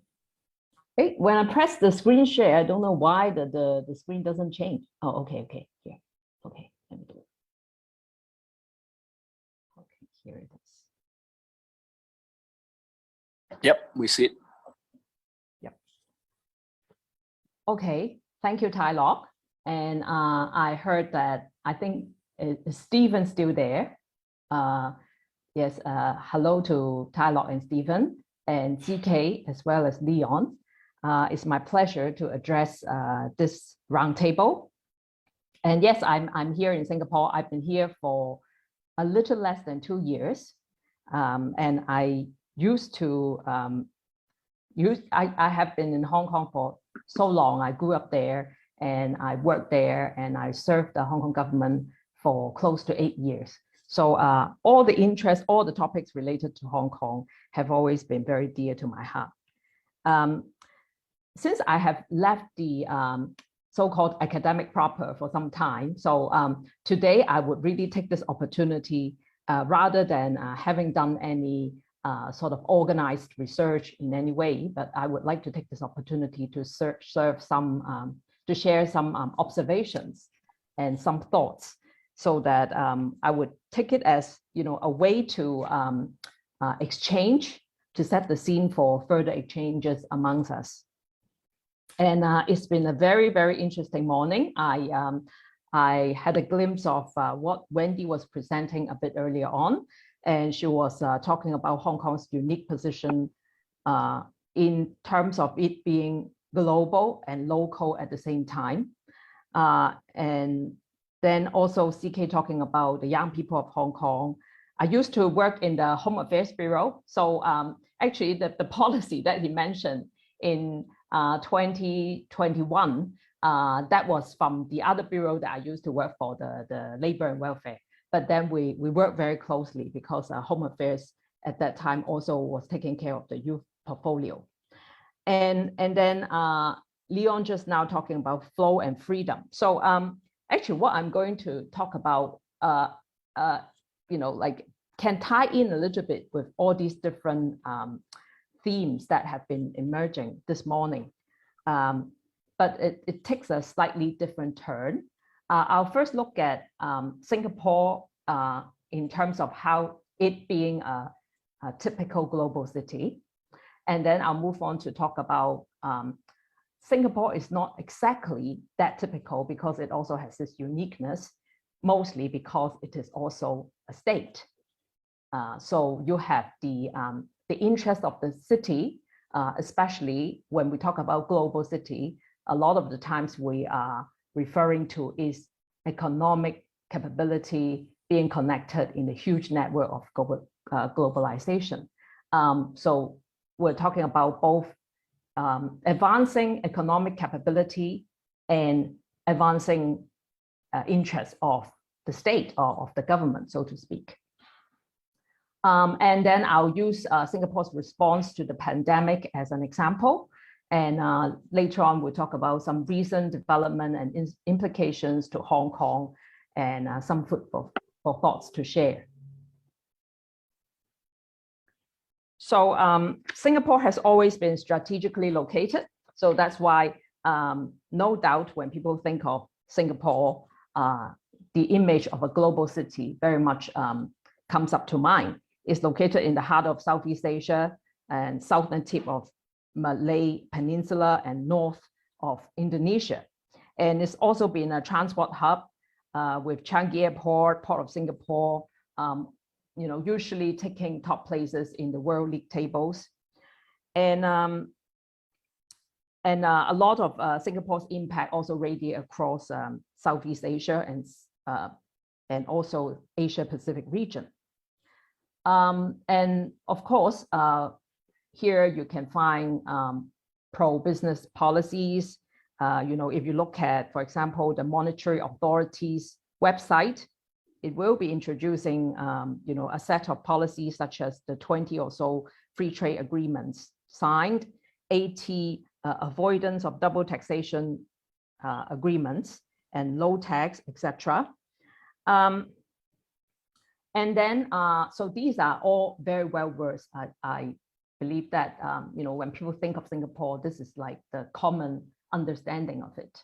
And also, another uniqueness is that it is highly multicultural.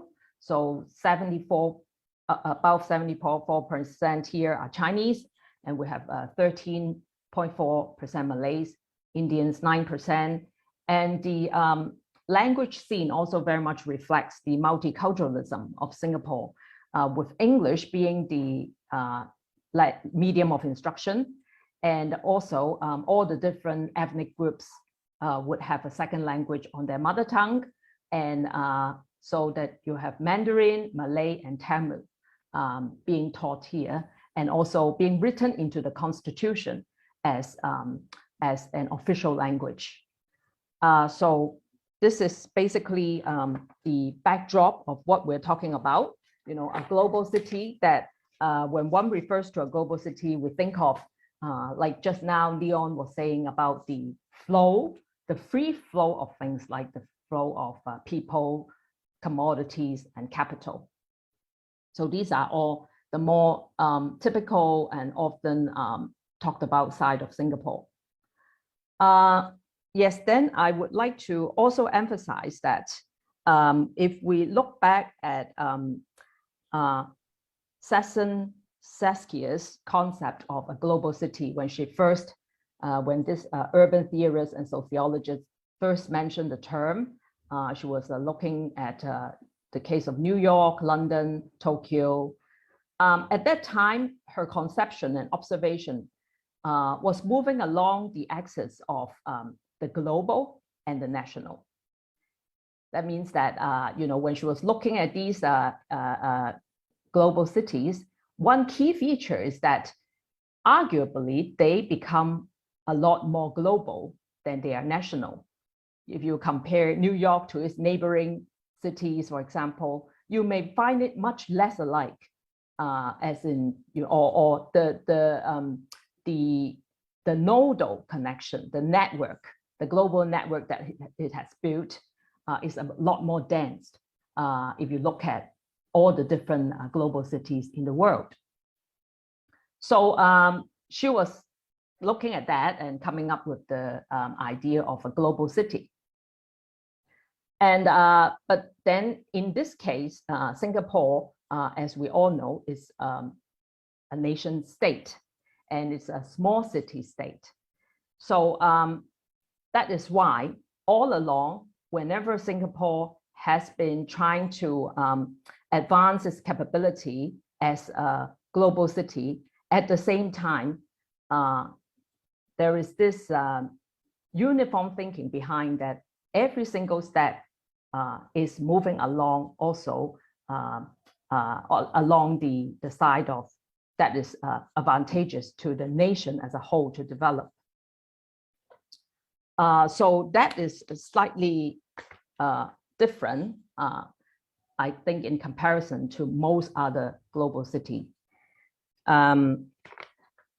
So I will use the manpower policy as an example. As you can see here, the latest figure of the Singapore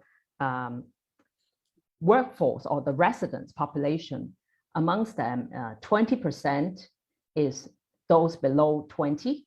And the most economically productive age group, the bracket between 20 years old to 64, is 65, which is on a very high side. And those aged 64 and above accounts for 15%. And why so has a lot to do with the highly proactive manpower policy that the Singapore government has been practicing in order to supply with the nation a young and capable workforce that is that can make sure that it has a vibrant economy.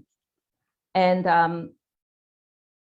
for example, in the year 2013, Singapore government actually issued a population white paper, which we're talking about aging population that they're facing. So similar to Hong Kong, Singapore is facing very, very serious aging problem. At that time, it was predicted that one in 4 of Singapore people by the year 2030 will become 65 or above. And 1 in 2, that's a very alarming figure. 1 in 2 will be above 65 in the year 2050. So with this in mind, and actually even recently, I mean, the situation hasn't improved that much. Say the fertility rate this year has slightly increased by a bit, but is 1.15 women bearing children. So about the fertility, the replacement ratio is about that, 1.1, slightly above 1.1. And so because of the aging population, longevity, as well as low fertility, Singapore has been facing a serious problem with aging. Then it has, Singapore also chose to, have a large population of foreign workers in Singapore. And actually some over 1.3 million right now, foreign workers working in Singapore. Now I'll come back to that and later on, but this is a way to kind of let us have a glimpse of what I meant by the national as well as the globally competitive Singapore.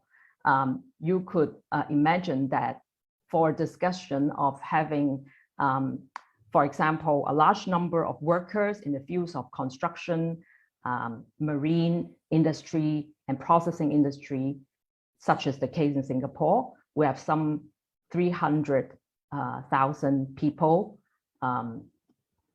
working in such industry that are foreign workers.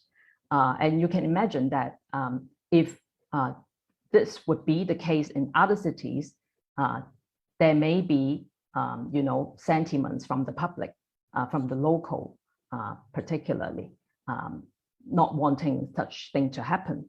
But then, of course, the Singapore government has always been very careful, very guarded in terms of making sure that the labor market is sufficiently categorized or segregated, so to speak, that such import in many ways would, they are also being very careful in protecting the job of the locals. Okay, so now let us look at the case of the COVID. Of course, right now, everyone looks at Singapore, especially if you just take a look at the daily media. There's a lot of hype about, people coming here to work, people in the finance industry coming here, people coming here to set up family offices. Such is the atmosphere. And then because Singapore has already opened up, and of course, later on, I'll also talk about Singapore yielding the benefits of the opening up policy as a global city. But then I think we should really take a look back at what Singapore has been going through the past 3 years of how the government has been handling the pandemic. So the first case here was found in January the 23rd and in 2020. And then a month down the road, the cases coming to the local community. Then you have 1 more month onwards, there were migrant worker cluster outbreak of the pandemic in some dormitories of migrant workers. And it was spilled over to the community soon following. And then on the 20th, the government already introduced what we call the contact tracing, whole contact tracing, comprehensive contact tracing mechanism.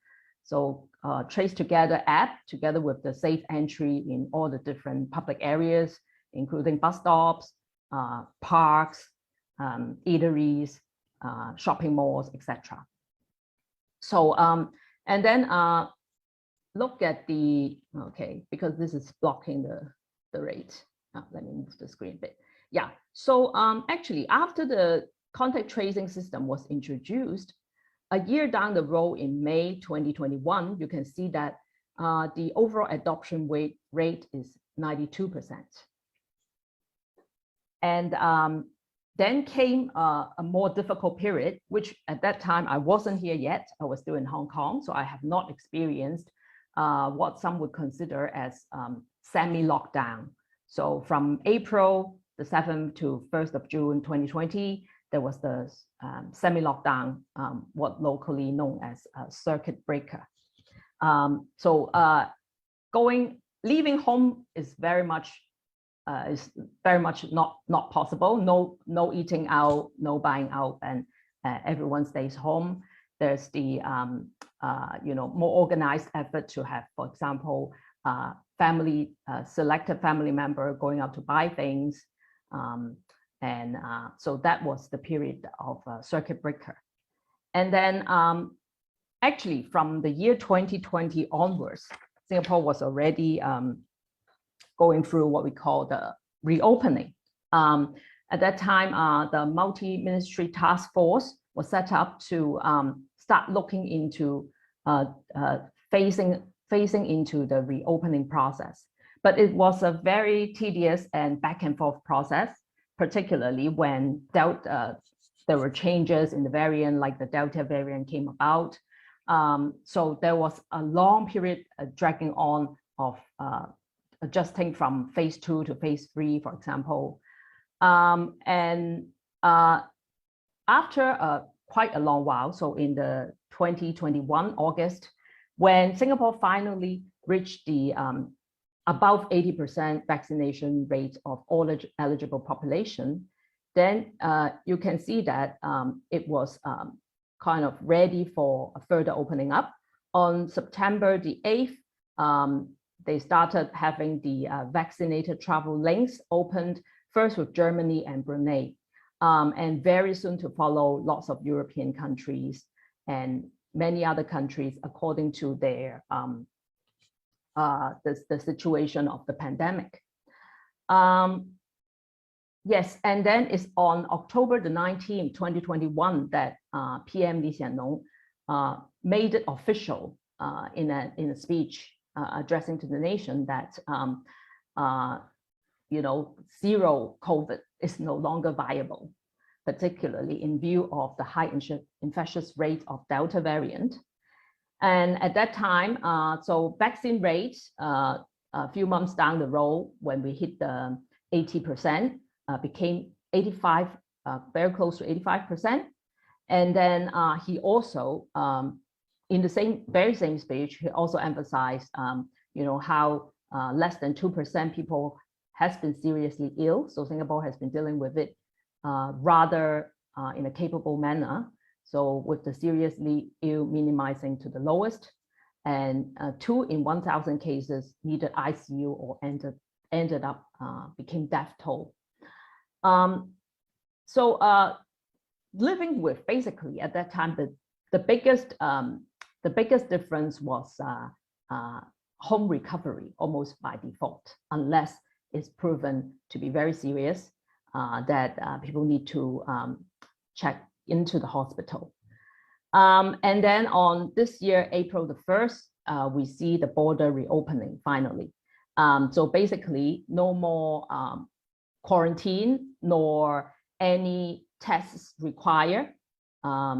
When one comes to enter Singapore, there's no test required. Previously, during the vaccine travel links, we still need to do every other day or every 2-3 days, still need to be conducting tests to prove that one is negative in order to move about. So I would say that in many ways, Singapore has been using a multi-pronged approach and with fairly swift and targeted response toward the pandemic and cross-ministry coordination and being sufficiently thorough as attested by the vaccine rate and the spread of for example the contact tracing technology. And then actually it's a gross misstatement to compare the Singapore style of living with 躺平 lying flat strategy. Singapore government is still closely monitoring the figures. Of course, the most difficult bit came when PMD first announced the bye-bye to zero COVID policy. At that time, the hospital was still very much under pressure. But a few months down the road, we see that the rate began to subside. And I mean, actually, the incidence of COVID is still on the high side, but the amount of serious cases and the need to be hospitalized, etc., remains manageable.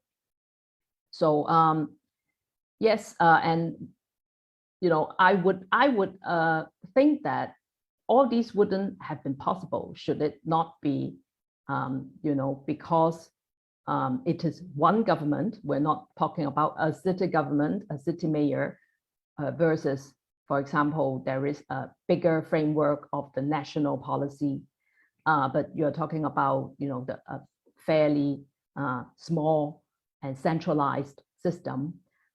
So that, all these swift response and coordination, has to do with also the national and the global city interests being intertwined. So, of course, being the first in Asia to open up, Singapore has been seeing the benefits of, this opening up of its border, as well as the people flow and that can come in from all around the world.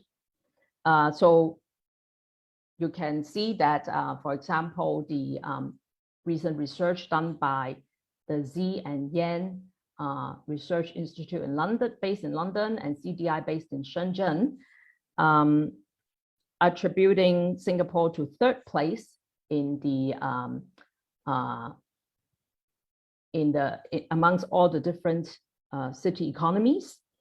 And so in terms of it being the global financial center, so this really captured the attention of particularly media in Hong Kong and here in Singapore. And Schroeder's Global City Index also, we see from last year, Singapore's up by 8th place and becoming Asia Pacific's first global city. I would like to also say a few, maybe some caveat or something that, also that requires more thinking work. For example, in terms of the inbound tourist number, you can see in 2019, it actually on that year, inbound tourists coming to Singapore reached all-time high is 19 million. And then in 2020, it's, of course, that time suffered from COVID. So you see a huge drop of 85% to 2.74 million. And then in 2020, so we're talking about opening up completely, in 1st of April, and gradual opening up ever since 2021.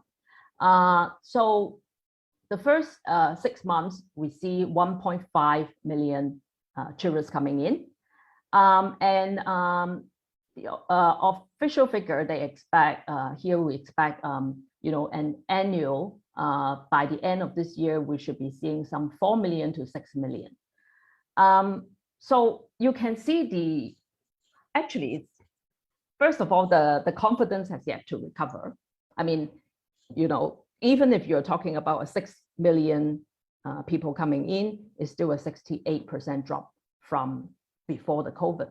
And very, very similar figure you see across most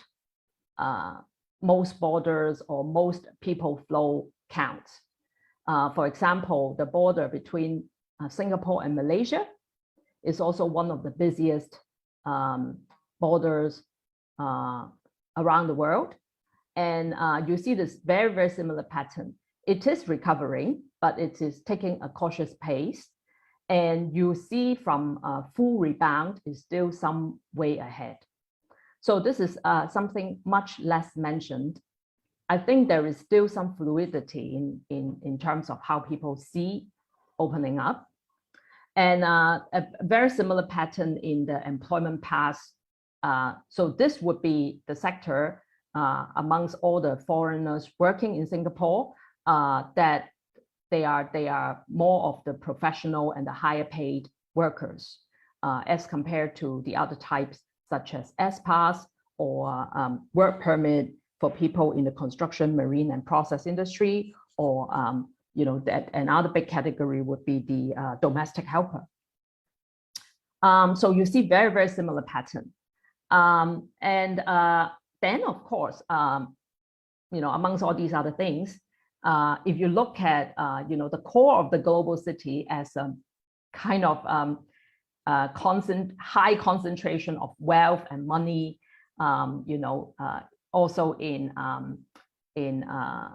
the original conception of the term global city.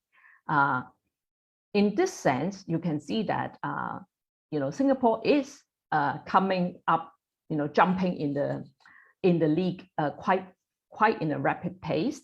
In the past year, according to the Monetary Authority of Singapore, 19 new jobs have been created in the financial sector, out of which 3,000 is in the tech area, and amongst which 700 in software development and engineering. So, and also another is the single family offices coming here. So from end of 2020 to end of 2021, we're talking about and up by 75% of single family offices setting up here, which of course has to do with the wealth management opportunities here.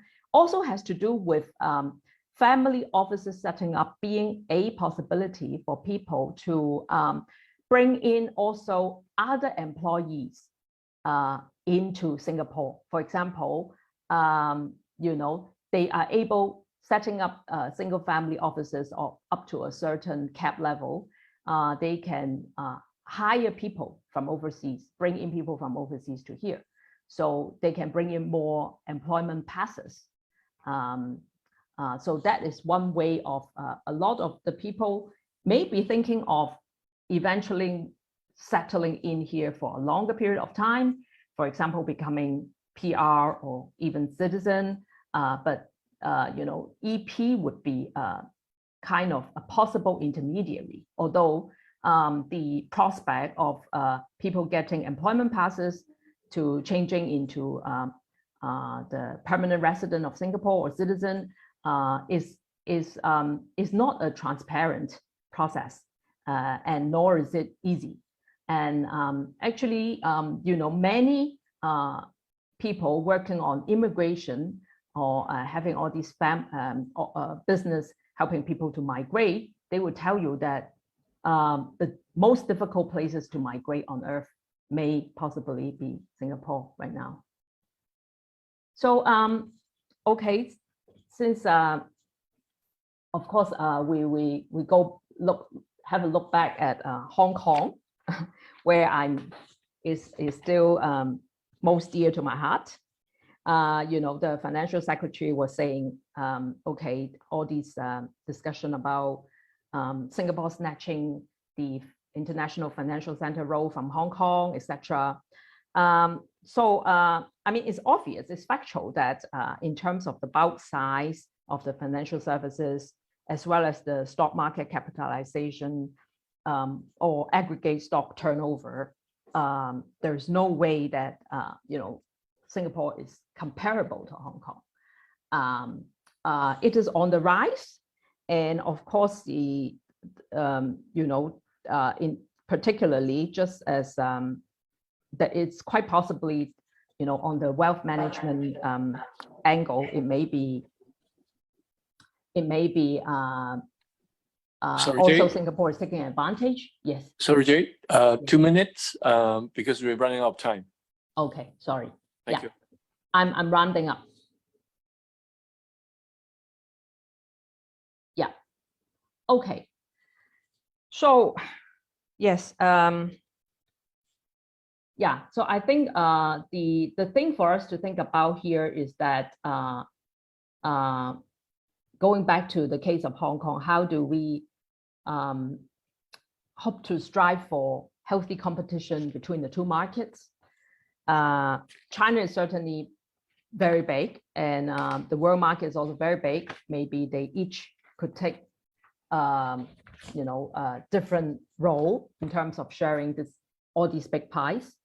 And also, I would also like to point out about how Global City may respond to an era of deglobalization, because some argue that we're undergoing deglobalization or a period of unpeace versus the previous peace. Some people say that this is the new normal, or this is the age of no normal, or some even say that maybe the previous years of peace is the abnormal, and we're looking into the more normal path of history into the age of unpeace. So Global City needs the flow to keep on thriving, and how Global City is to respond to such an age of uncertainty is something worth pondering on. Thank you. Thank you, Jay. Sorry to interrupt you, but we are running out of time. And because of running out of time, I don't think that we would have further time for discussion. But I'd like to raise one question to each of you, and we would talk over this over email or WhatsApps. Well, for Jay, I think you have shown us how Singapore responded very quickly and very determined in coping with COVID. Whether it's right or wrong, let's leave it to some other people to judge it. But somehow I'm just curious about how popular mood or public opinion respond to that. Very much supported right away or something else. I don't like to write off this question by simply, like some other people would say, that in Singapore public opinion doesn't count. I don't think it's a fair statement. So how actually government action coordinate with society? That's a question that I would like to discuss with you via email, not now. For Mingyu, if I were not mistaken, I think around at least 10% or 15% of the people living in Macau somehow has to cross border on a weekly basis or even on a daily basis because of where they live and so on. So isn't it true to say that it would be rather obvious to the Macau government that if there's one mode of COVID coping strategy to follow, then definitely it would be mainland, because if you cannot maintain the free flow between Macau and mainland, then you even have problems about how ordinary people in Macau can go back home, that kind of issue. So I'm just wondering, the changing composition of the population and the mode of integration with mainland shapes the perimeter or the autonomy of of the Macau government in maneuvering.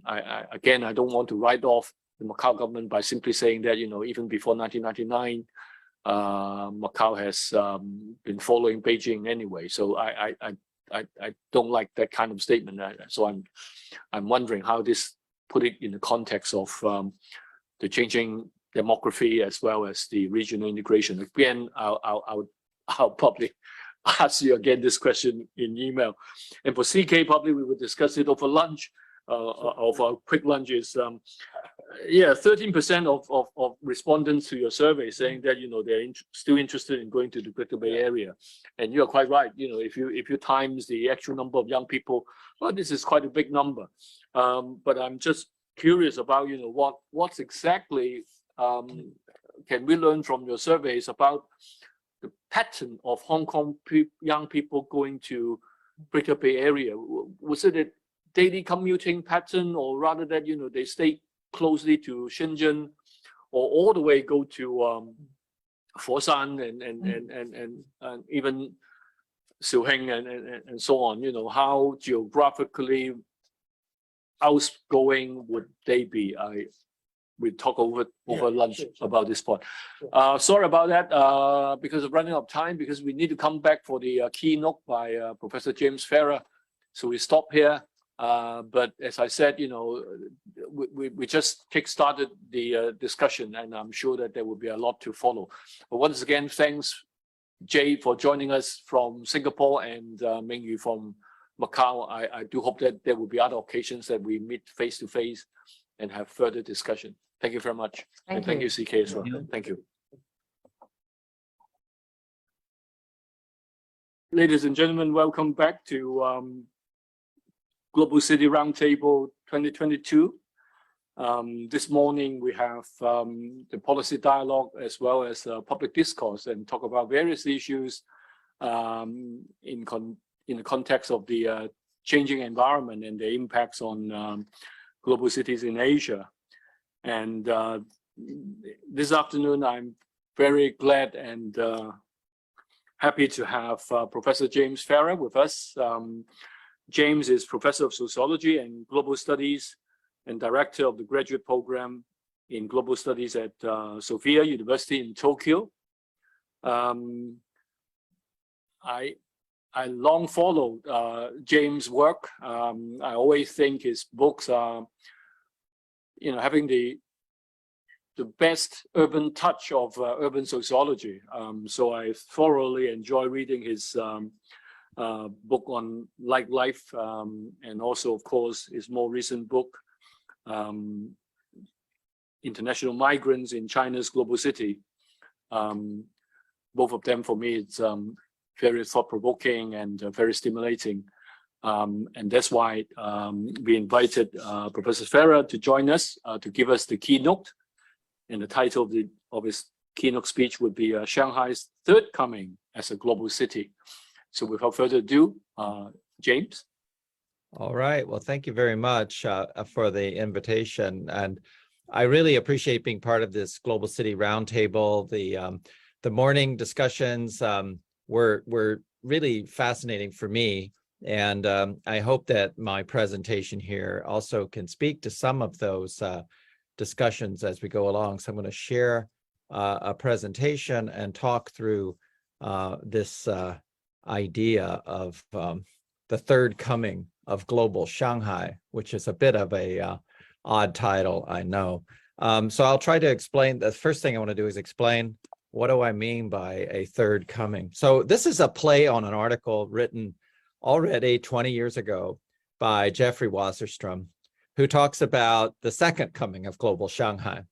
And this article came out at a time when I was working on my own research in Shanghai and seeing Shanghai as a rising global city. And I think this was a time of immense optimism in the study of contemporary China, as well, especially the study of Shanghai. And it was a sort of boom in Shanghai studies. And I know in Shanghai, it was also a boom even in Shanghai itself, and this idea of Shanghaiology, this growing interest in Shanghai.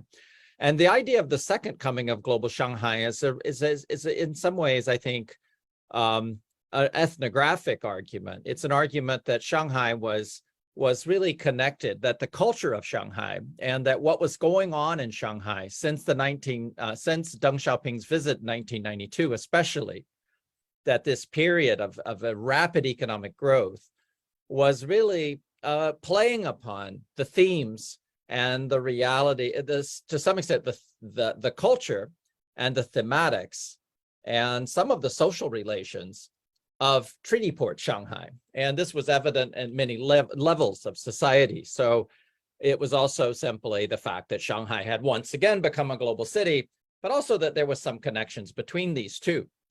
And I would say this period of reform era Shanghai really started, and not in 1979 so much with the 改革开放 from Deng Xiaoping, but rather with Deng Xiaoping's visit in 1992 to Shanghai, when Shanghai really starts booming as a global city.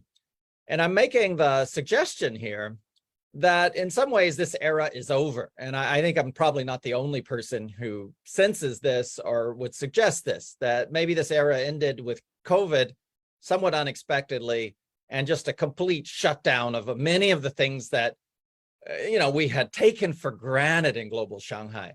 The taken for granted nature of Shanghai as an open city, as a city of flows, a city of massive flows of people crossed in and out of it. So my last time in Shanghai was in January of 2020. I was in Shanghai, and we began to hear about COVID, and I left. And then we're entering a new era. And I think it's a new era that's not marked simply by COVID, but also by political changes and geopolitical changes and changes in policies in China. And I don't think we can still say that we're still in the era of reform era China, really. I don't think that term would mean very much now. So we have to talk something about post-reform era China and post-reform era Shanghai. And given that I think many of the qualities of Shanghai as a global city are dormant at the moment, and maybe for some time, what is going to be the next era of Shanghai as a global city? And will there be a sort of third coming of a global Shanghai? And will this new global Shanghai look a lot like the last two? So really, this is about questions that I have of post-reform Shanghai. Now, sociologists tread into the area of futurology very warily, and usually I avoid it. I think this is the very first time I've publicly tried to do something like this, so it might be a mistake. I think we can really only use the past to ask questions of the future. So I don't think we can really predict the future, but we can ask some questions about it. First of all, what is a global city? And I think this is the most important part of what I want to do today, is talk about what is a global city, and then what are the questions then that we should be asking about global cities, this new Shanghai in particular, this post-reform Shanghai that's emerging. So first of all, what is a global city? And this is based on a review of the literature about global cities. I teach a course on global cities, and these are some of the ideas that I try to get across in that course. So first of all, the global city is a space of flows. And we heard a lot about that this morning from people talking about Hong Kong and Macau and Singapore, all as a space of flows. And these flows are of people, of money, of ideas, and of course, commodities as well. It's also, though, other things. And I think this is the main focus of my talk today, or what these other things are. It's a space of power, of power and influence that is to some extent decoupled from the nation state. The global city is also a place of imagination, and in some ways, an imaginary place. And it is a place of cosmopolitan urban imaginaries, right? Of imaginaries of the city as a global city. And I think this third dimension is very important. But it's also a place of settlement. And I contrast this with the idea of it being a place of flows. It is a place of migrant geographies, of places people live. And finally, and maybe for me most importantly, the global city is a place for living. And the global streets of the global city are life worlds. And so all of these, I think, are methodologically and to some extent even epistemologically different perspectives on the city.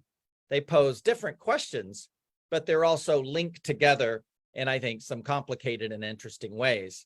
And I'll try to do that mostly empirically in this talk, looking at Shanghai. So this is not really as much a theoretical talk as it really is an empirical talk about Shanghai. So it's based upon my 3 decades of research in Shanghai. It's pushing on 3 decades. I landed in Shanghai in 1993, right when that Pearl Tower was being built on the Bund, and the airport had opened, and the inner ring road was being built, and Shanghai was becoming a construction site. My first book was about youth culture in Shanghai. Building upon that, I wrote a book about nightlife in Shanghai together with Andrew Field, a historian. And then finally, most recently, I wrote a book about international migrants in China's global city, which is about expatriates, or what we call skilled migrants or elite migrants in Shanghai. So those are the 3 pieces of research that cover these 3 decades, and I'm going to kind of review all of them in this talk. So first of all, I want to talk about Shanghai as a place of flow, a space of flows. And this is about Shanghai as a place in which, I guess, following the work of Manuel Castells, it's the idea that it's a part of a network of flows, so a network of hubs, and Castells focuses on information in ways in which the global cities are information hubs. But it is also, these are hubs of people moving across borders, of commodities, capital, information, and ideas. And especially when we think about people, we often think about these transnational elites, these expatriates who are actually working in finance. And we heard about those today when we were talking about, in the talk about Singapore. Singapore is very famous for calling these people talents, which is a term I think many people use. So the notion of these people is somewhat disassociated from a place, and rather sort of embodied talents. I mean, it's sort of the talent moves with them, right? These are sort of packages, right? And it's also, though, a place, there's low-grade globalization, and there's people that move across global cities doing a small trading. And I think here the work of Gordon Matthews at Chinese University is probably the best example of this, the study of Chungking mansions in Hong Kong, which is a center of this kind of low-end globalization of sojourning traders, small-scale entrepreneurs, who are also flowing through the cities and are often not staying there very long. And according to Gordon Matthews' work about Chungking mansions, these are not usually settlers, but rather also sojourners. So this is the idea of the city as a space of flows, multiple flows, flows of elite migrants, flows of non-elite migrants as well, and also lots and lots of money. Shanghai has always been a city that exports a lot of things. I found this a really interesting contrast. So Shanghai, what it exported, who it exported to between 1870 and 1900, who it exported between 1990 and 2009. And interestingly, they're not incredibly different, given the huge gap in, the time period. We're talking about a century. And yet Shanghai is connected to the United States, to Europe, to Japan, to Hong Kong. And it still is. I mean, the Shanghai is a global city connected to the same places it was connected to in that period. So especially if we look at Shanghai Part 2, Global City, 2.0, the version that Jeffrey Wasserstrom was talking about and celebrating, it is actually very much connected to the West and Japan. And I think that's actually what we see when we looked at Shanghai 2.0. We began to see many more connections of Shanghai to other places. And I think Southeast Asia would probably be the biggest chunk of that. So it is changing a bit, but it hasn't changed as much maybe as we think. Money is still flowing into Shanghai, despite COVID, despite, the shutdowns that we'll be talking a bit about. And I'm not going to go over the lockdown very much, because I think we've all read about the lockdown that happened in Shanghai this last spring. And we know that China is of course, not letting people come in, and all the flights, it's difficult to travel to China for us people outside of China, especially.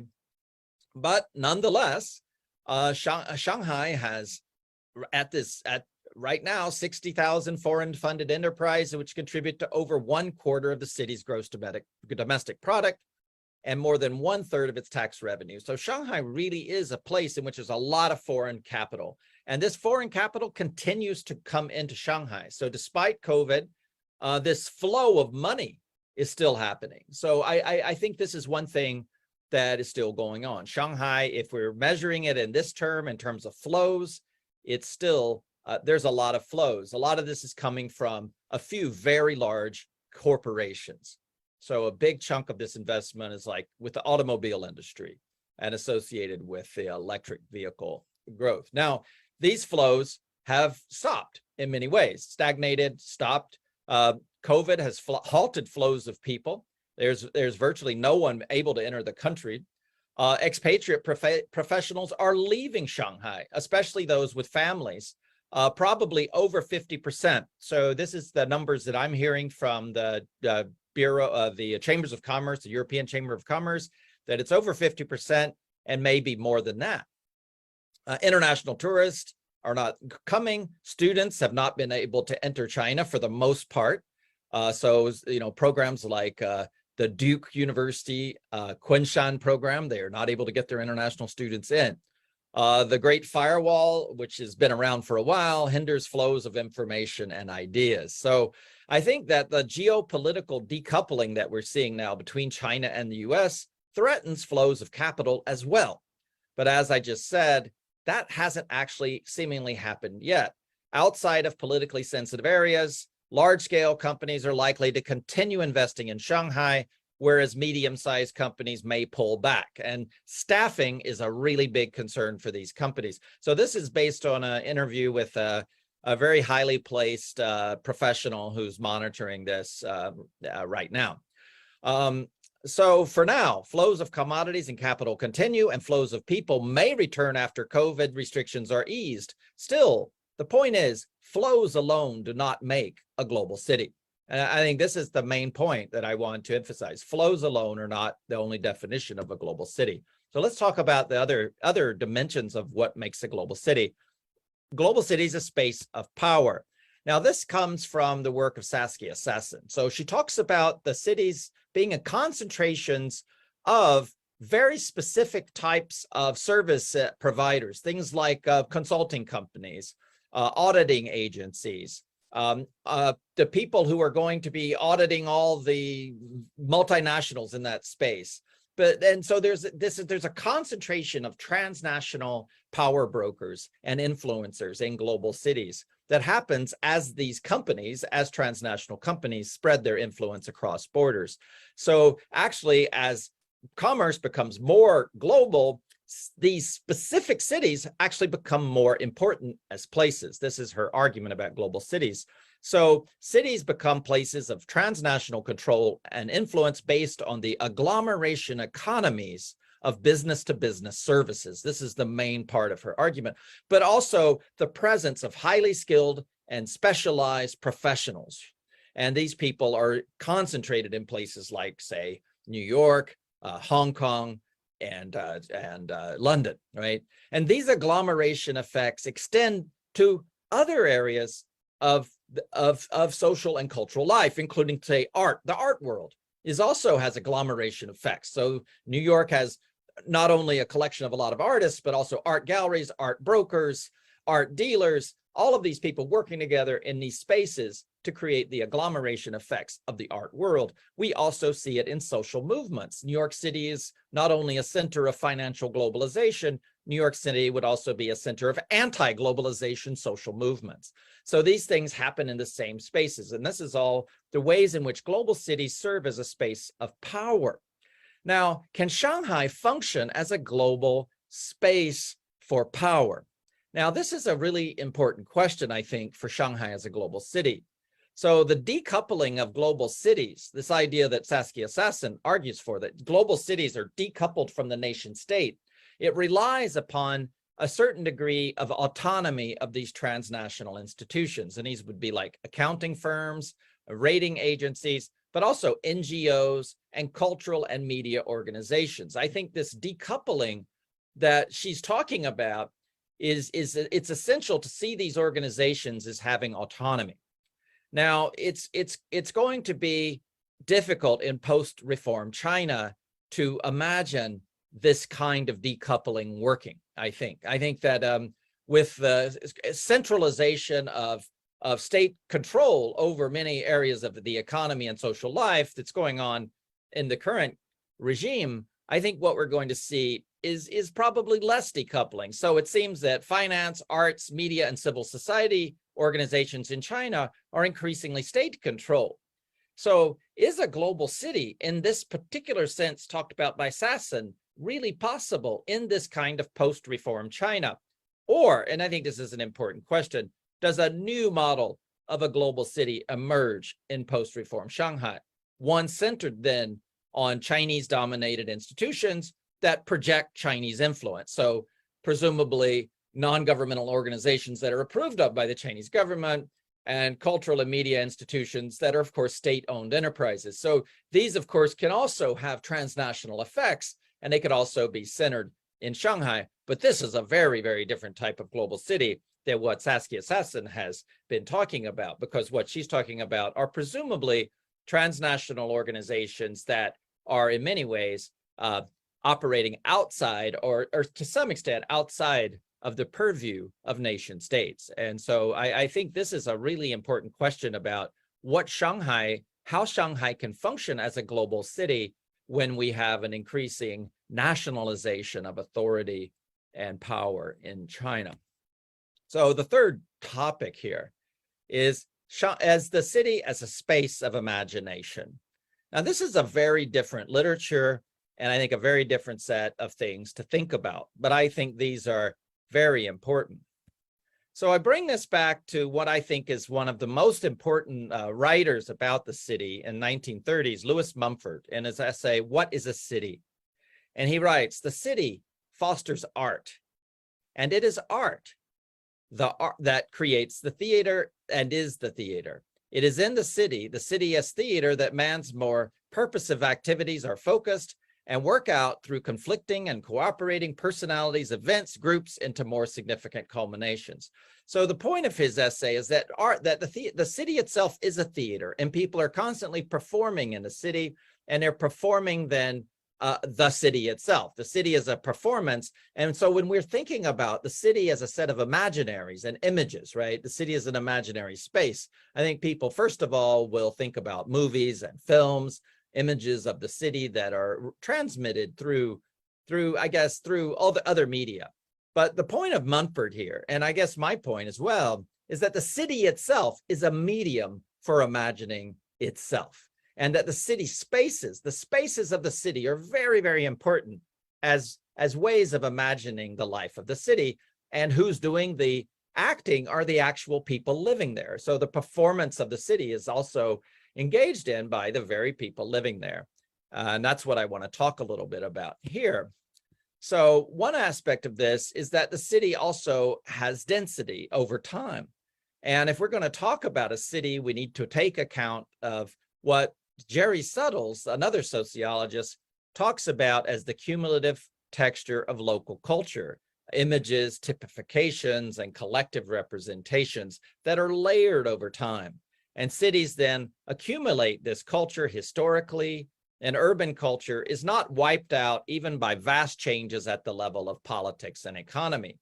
So I think this is a really important lesson for Shanghai that we already saw when we look at Shanghai going from Shanghai Global City 1.0 to Shanghai Global City 2.0, is that many of the things that we thought were wiped out by Maoism and Maoist socialism and the sort of the Great Leap Forward and Cultural Revolution and all these events actually reemerged in the 1990s as part of Shanghai culture. So how is Shanghai's status as a global city then embedded in these cosmopolitan imaginaries and their associated urban spaces? How has this been sustained over a long period of time? And where are these spaces now? This is, I think, important to look at the last question too.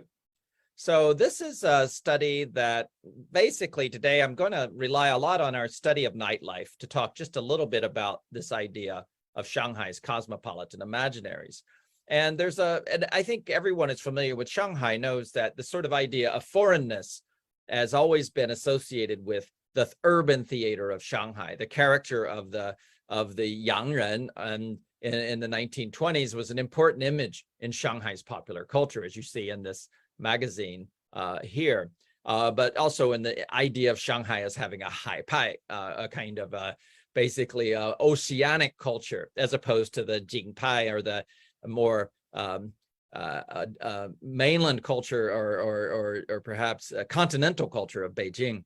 And the notion of Shanghai as a creolized culture, a place of cultural mixing and meeting, which is sort of symbolized by the Yangjingbang, this place in the that used to be literally a river in the middle of Shanghai, but place that symbolically represents the language of Shanghai, the language of Shanghainese, which has so many English words in it, Shanghai-hua, which has so many English loan words embedded in it, and the language is a kind of pidgin. So this is the idea of Shanghai, I think, as a sort of cosmopolitan space that is so important for the sustenance and the meaning of Shanghai as a global city. So I think we think about the urban theater. I think the most obvious example are Shanghai's dance halls. Shanghai's dance halls from the 1930s became theaters for imagining Shanghai as a modern global city. The Metropole Ballroom and the Paramount Ballroom are just two examples. These were not just nice dance halls. These were some of the most fabulous dance halls in the world. These were really modern, innovative, colorful, and elaborate social spaces in which people performed being a modern person, right? So this was a central space in which people would imagine themselves as being part of the global city. And that included people like, the elite of Shanghai. I think it was Zhang Jieshi, Chiang Kai-shek, and Song Meiling had their wedding reception in the ballroom and the Paramount, and everyone visited the Paramount Ballroom, and Du Yueshen, the gangster, was there, but so were all the other respectable people of Shanghai, at least at times. And the Metropole is the same. The Metropole was a Chinese-owned space that was trying to take this ballroom culture and make it look more like China, but at the same time embracing this cosmopolitan Shanghai culture. This was celebrated by actors. The people that literally performed in these spaces were Russians, Americans, Black Americans, Chinese, and Filipinos. So this was a very cosmopolitan space of performance and music as well. It was a space in which new characters emerged, new types of people. We're talking about performing the city, the people that performed the modern woman, the new modern girls of Shanghai, which is a major character in the image of Shanghai. The Shanghai woman were dance hall hostesses, these wunyu, and there were magazines devoted to the wunyu. They were not simply anonymous sex workers who no one knew. These were famous people who they had contests and were celebrated as part of the popular culture. So you can see many magazines devoted to the culture of them. And this is who became the actors performing this modern image of the global city. And this comes back again. The point being, this is resurrected in the 1980s and 90s. I don't want to go into the whole history of it.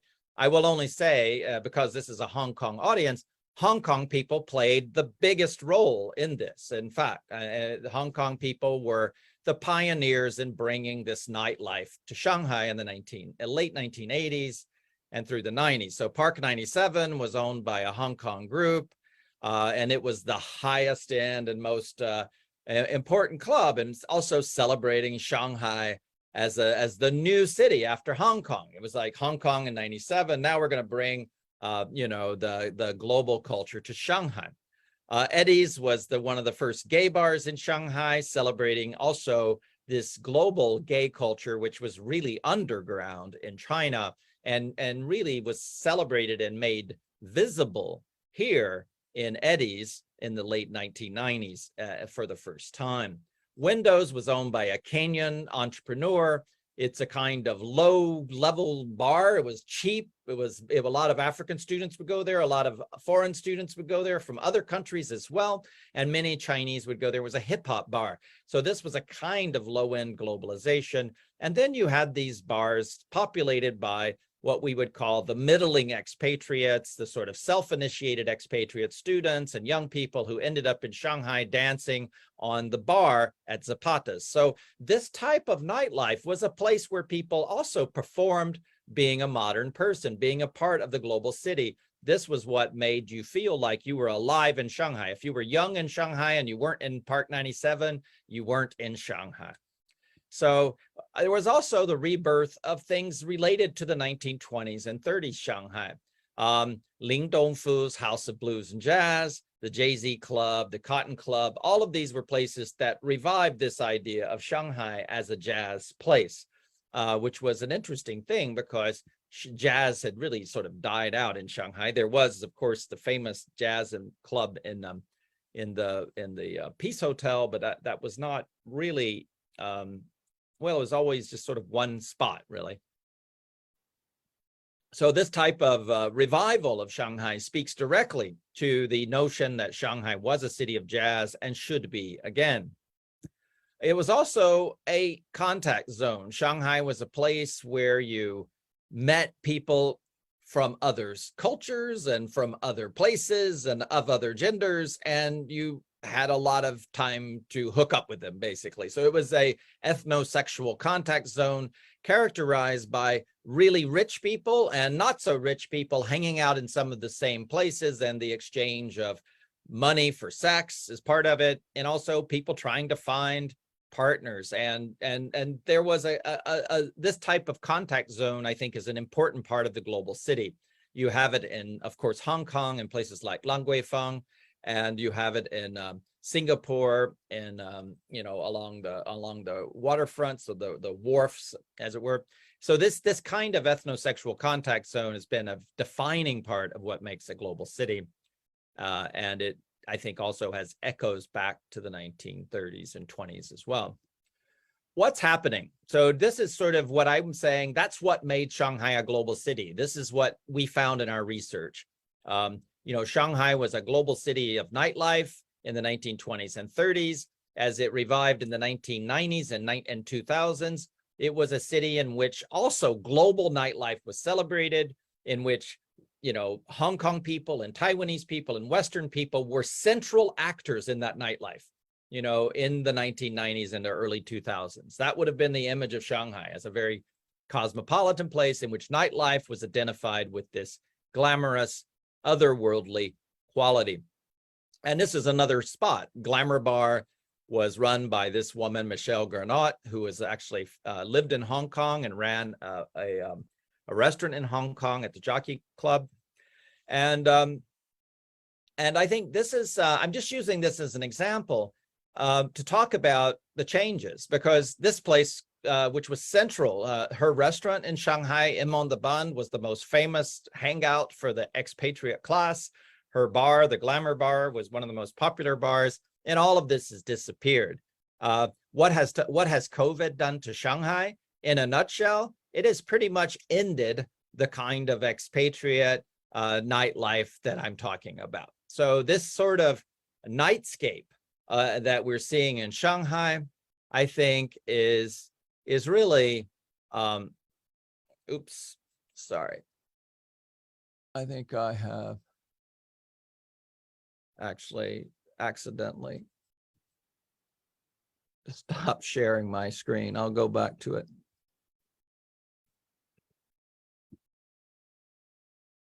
Yeah, so I think that what's happening, as far as I can tell from just interviewing people, is that this type of nightlife, this cosmopolitan nightlife, these social spaces in which people can act out in this particular way, is much, much diminished in the post-reform era.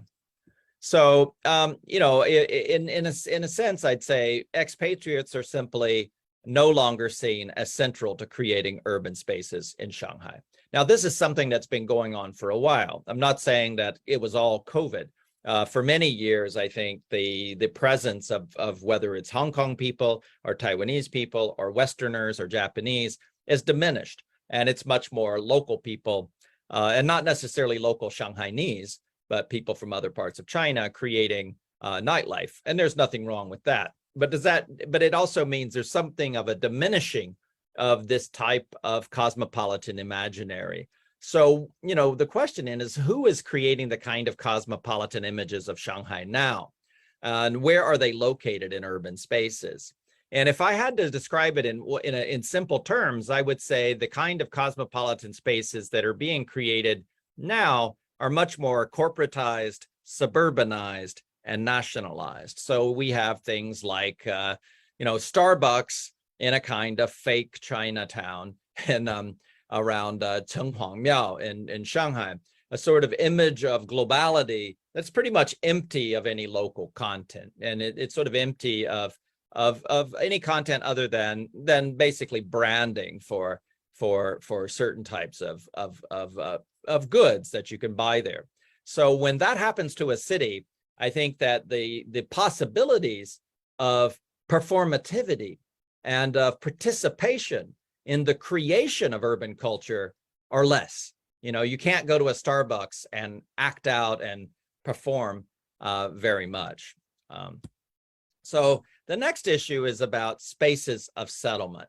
Point being, global cities for these migrants that everyone refers to as transnational elites, or everyone's referring to them as talents, these are real people with families, and they move to cities and they settle there, right? Not all of them, but some of them. And the ones who settle are very important to those cities. So what I have done is I've studied these people. I interviewed foreigners and also their spouses and their Chinese friends.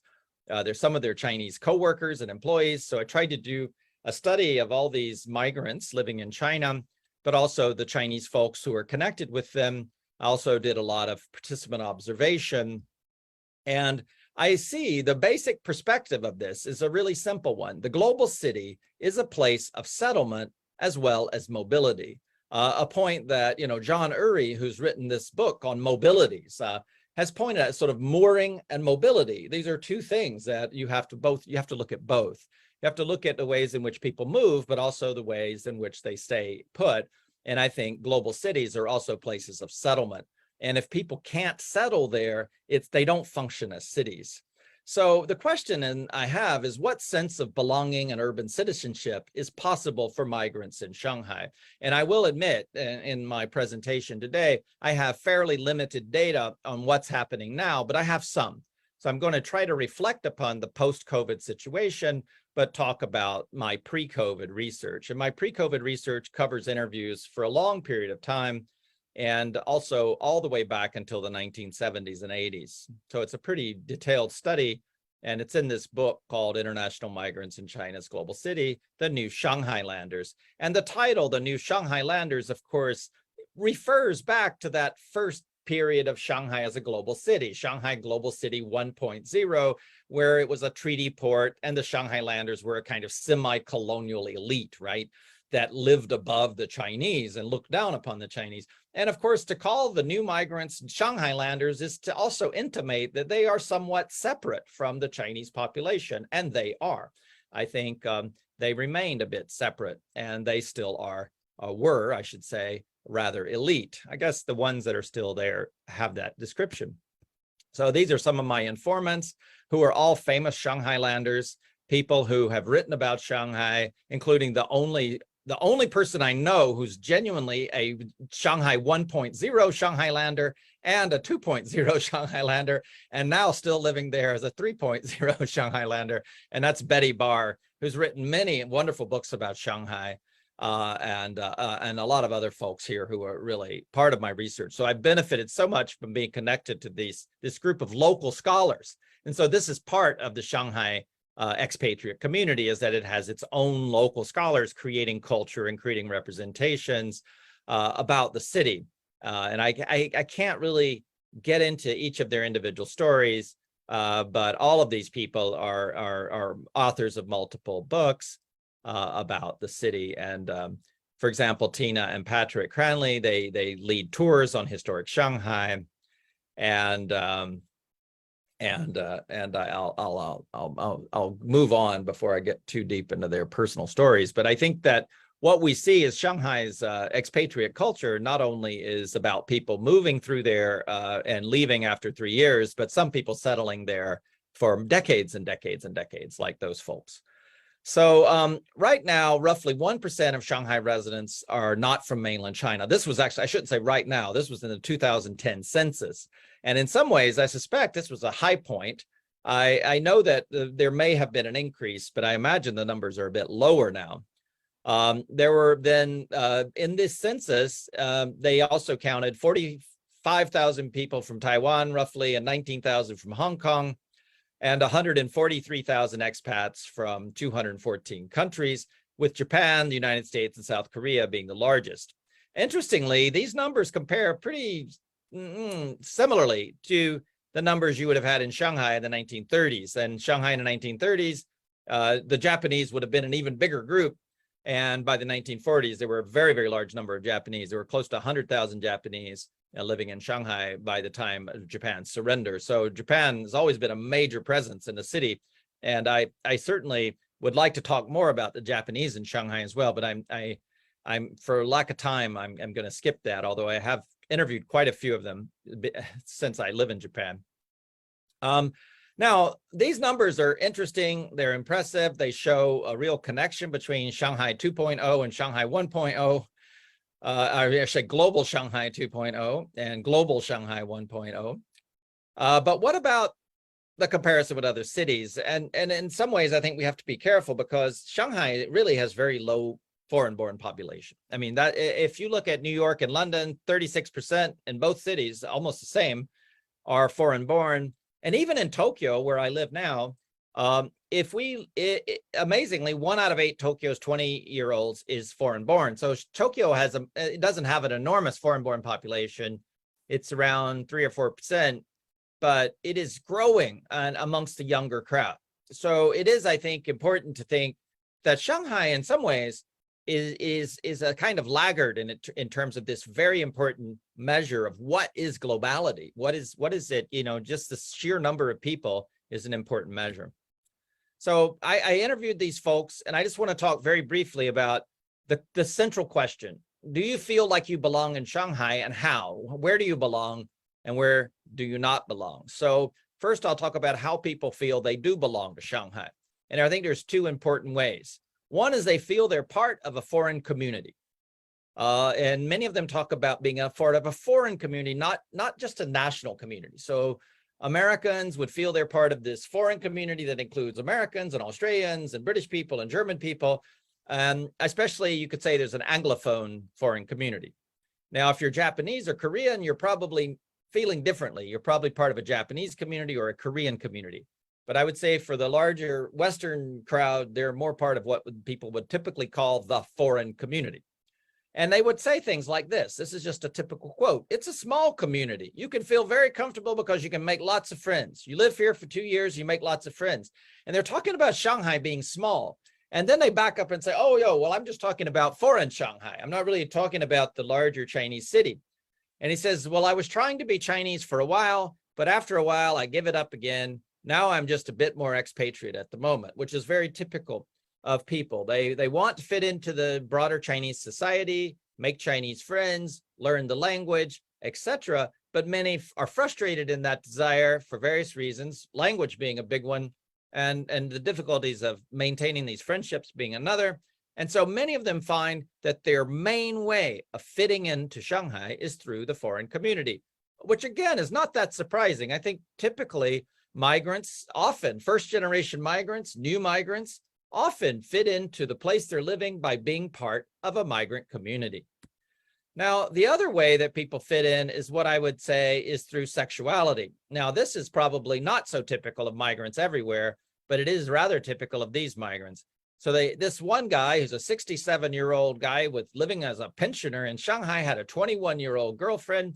He says, I'll never go back to Canada. I hate Canada. Well, I love this country, the people, but the people here, really, I'm Shanghainese. I'm here, he says, because he's a 67-year-old guy. He has a very young, attractive young woman who is willing to be his girlfriend. And so for him, that was why he loved Shanghai.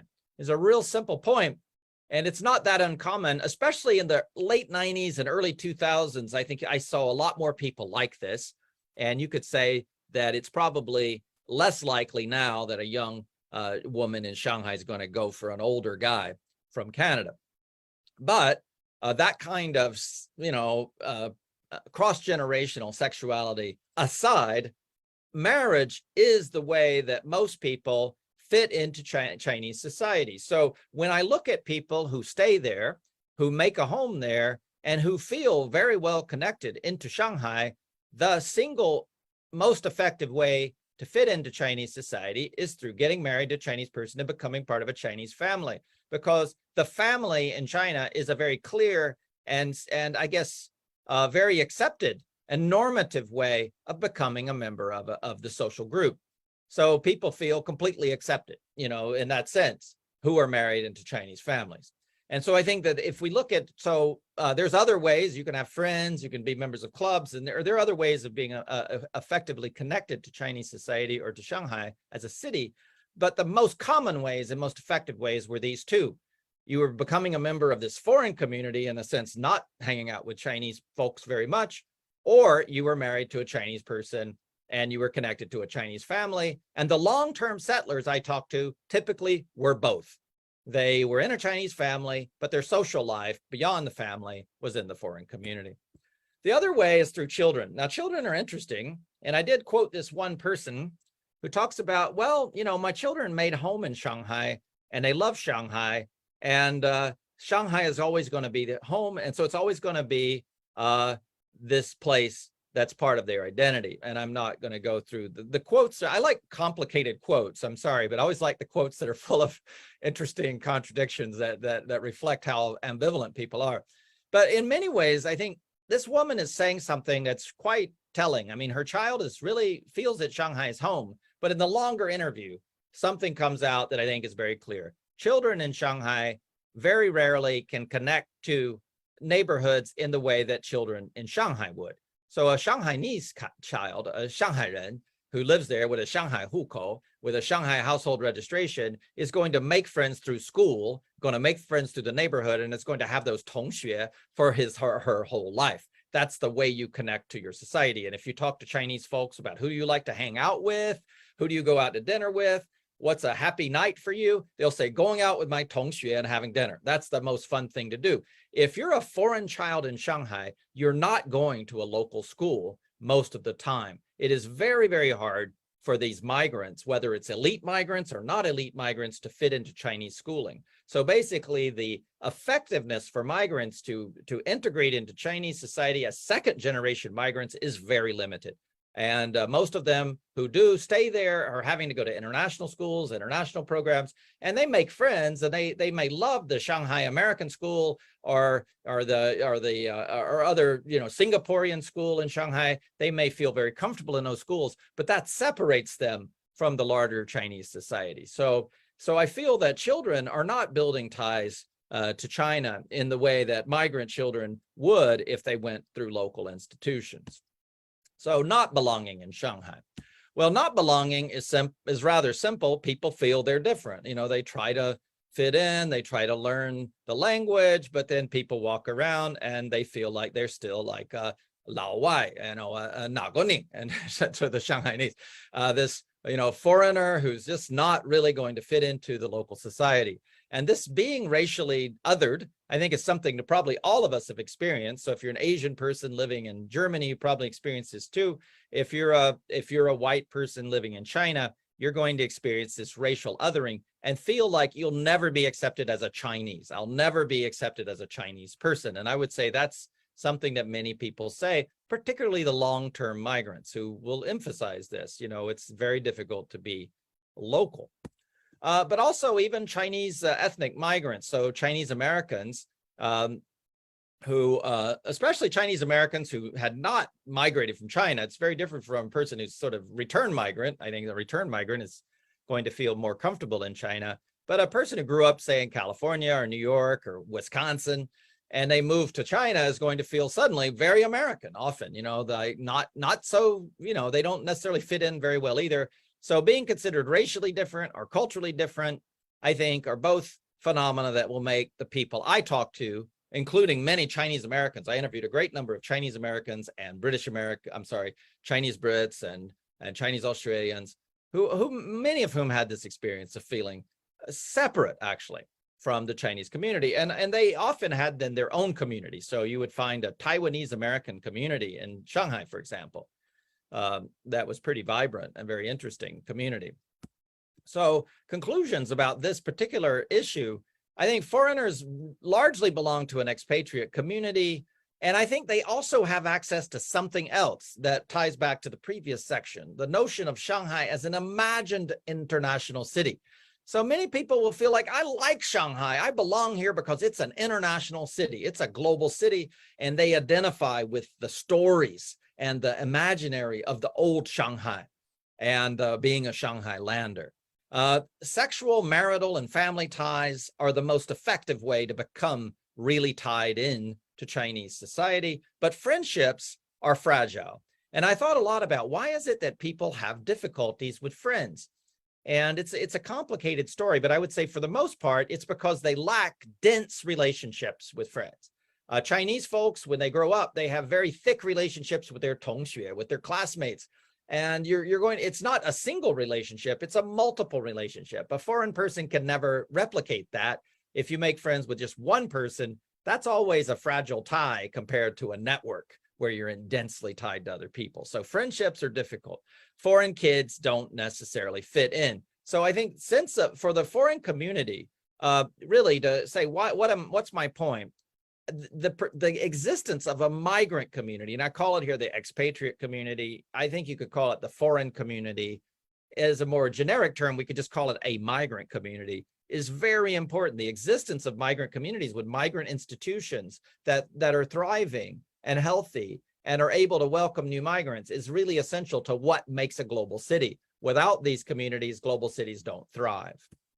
So there are limits in citizenship. In China, there's institutional limits, as you cannot easily become a permanent resident. It's very difficult to get permanent residency in China, almost impossible to get citizenship. I've never met anyone who gained citizenship and met very few people who got permanent residency.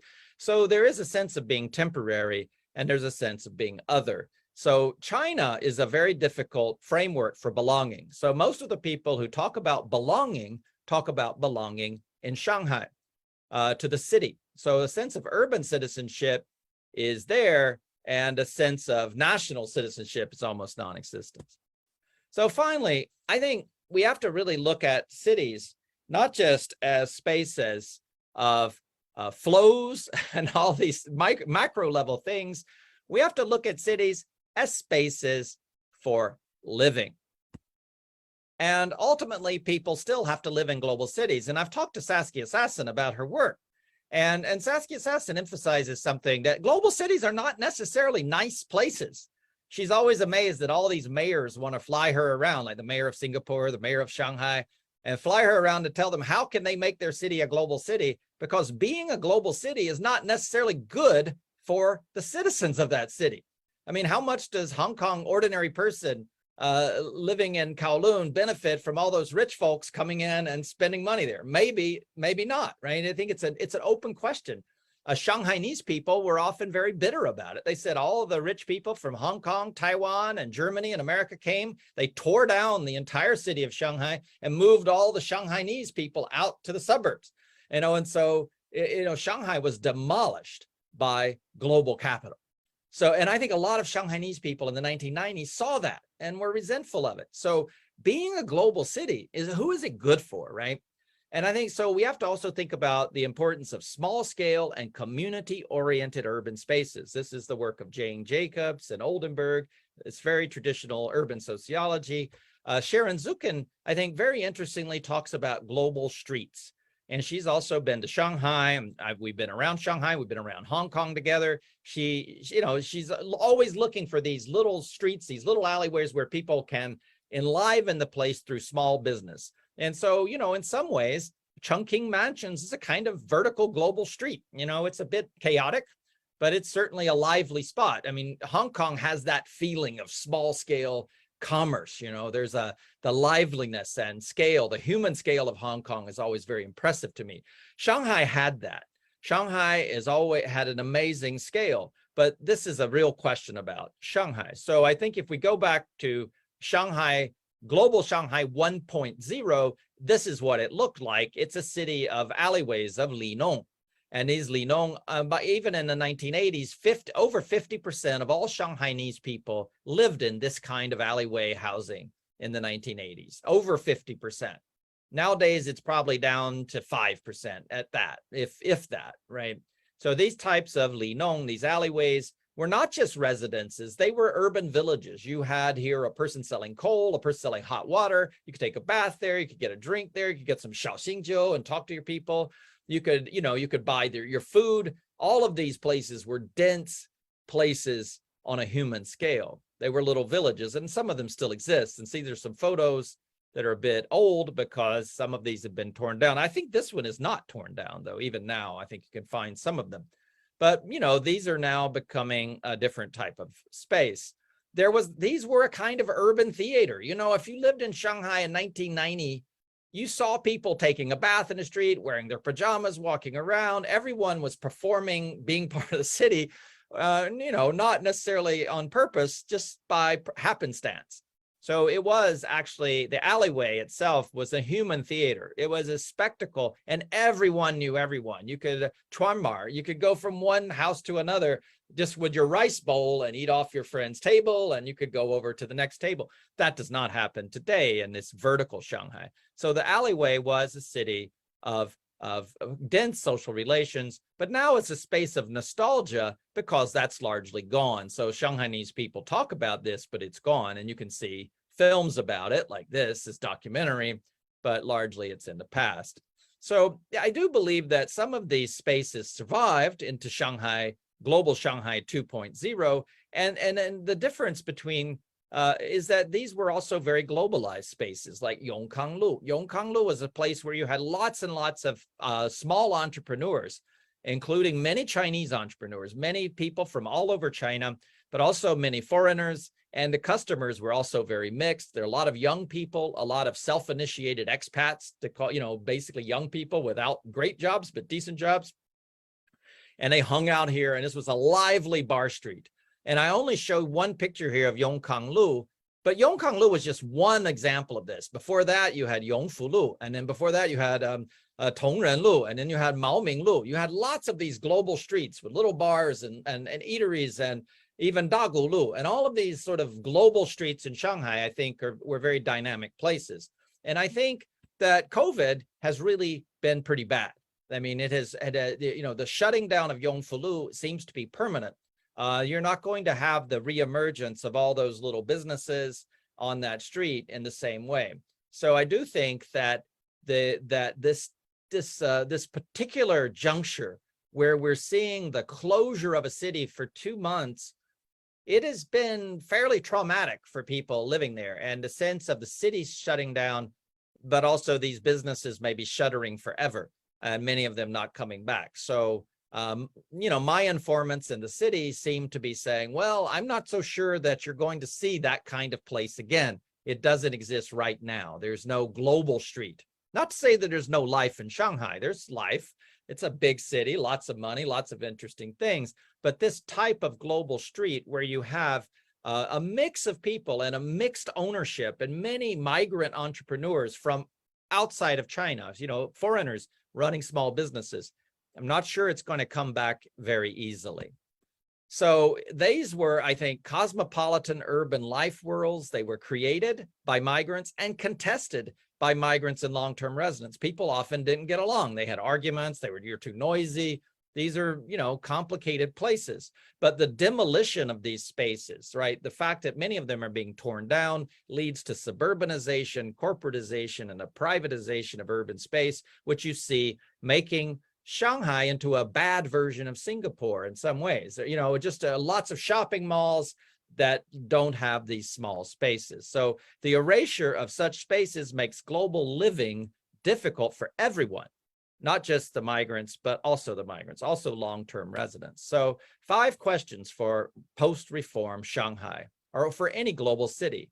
This is, can the city sustain transnational? So these are, I think, the questions I want to ask, and I think we could ask them about Hong Kong or Singapore or Macau as well.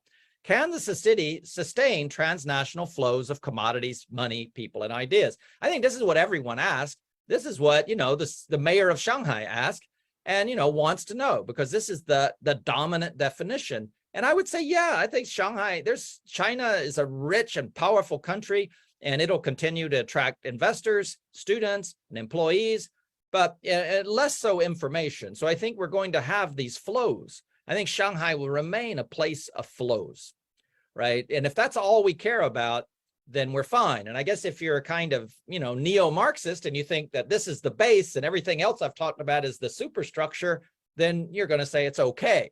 But I would disagree. As a sociologist, I would say that it's not, that flows do not bring about the other dimension. So the other is power. Can the city attract powerful institutional actors who set global rules and govern transnational flows? And these could be financial rules, cultural rules, political rules.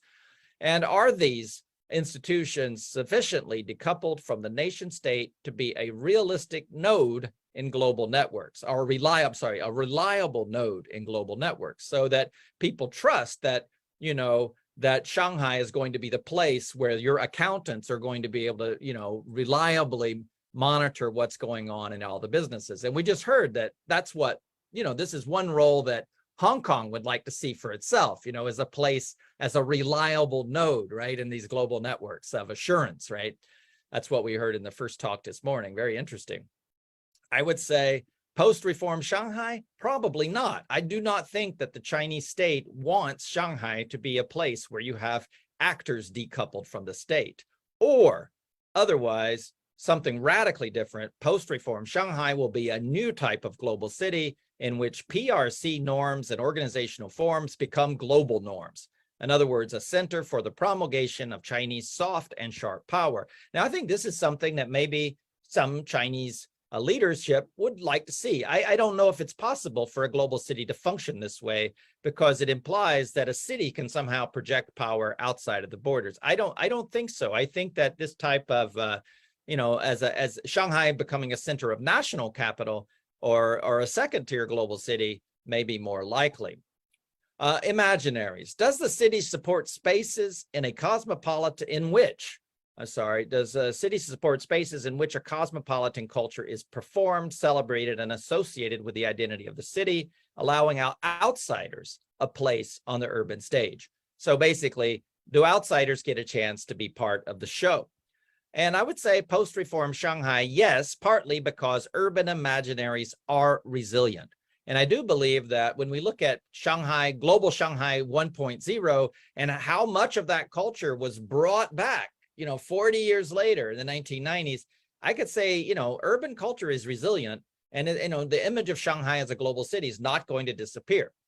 On the other hand, vibrant migrant-run spaces, this real world, but without these type of spaces, the real world theater of the city lacks a cosmopolitan stage. Sorry for the typos here. It's a bit hard to follow. My point is that we really need not only these images in magazines and TV, you need real world spaces where, in which you can be part of the city. And these are often grassroots mobilization, a grassroots globalization.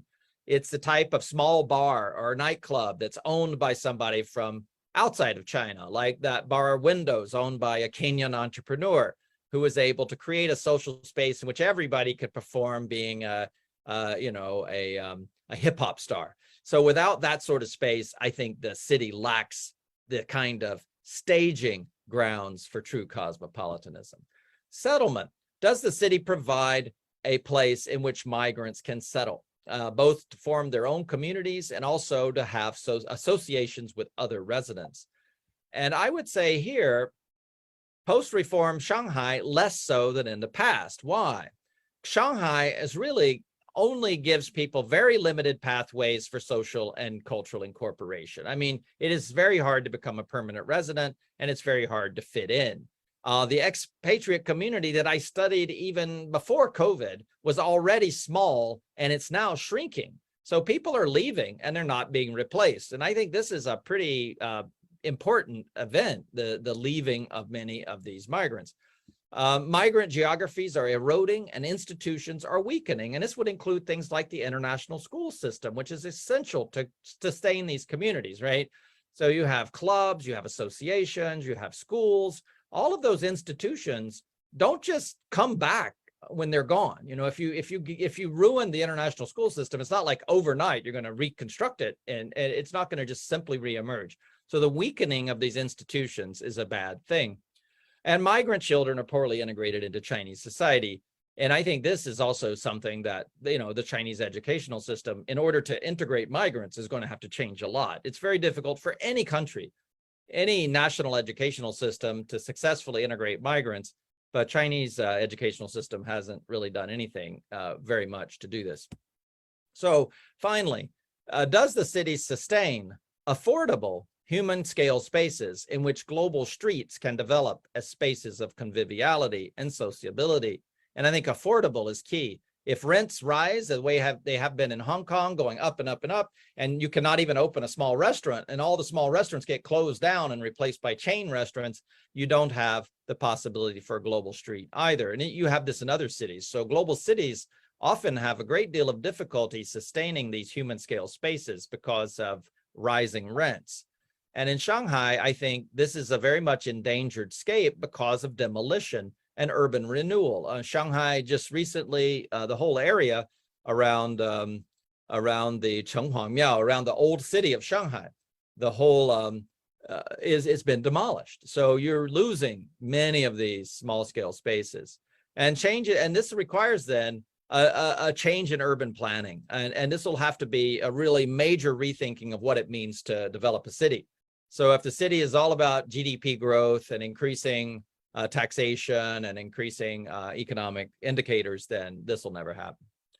And without human scale spaces, the city as a whole withers in a suburbanized and corporatized non-space. So I think if we end up with just shopping malls, we don't have much left. You know, I think the great thing about Hong Kong is, despite all the shopping mallization of Hong Kong, you still have a lot of human scale spaces in Hong Kong. You still have a lot of small places that you can kind of get lost in the city. And that's the charm of Hong Kong, even though we've seen also a lot of places like the Harbor shopping mall and all that sort of thing as well. So what is a global city? This is my last slide. A space of transnational flows, a space of concentrated transnational power. It's an imagined space. It's a space of settlement. And above all, and the last thing, the most important thing, it is a place for living. And I think global streets function as kind of super diverse life worlds, place where people live their lives. It can't just be a plan. It can't just be this abstract thing like in a museum where we just see this plan of all these skyscrapers and think this is a global city. A global city is a motley collection of people getting to know each other on a street or in a bar or in a school.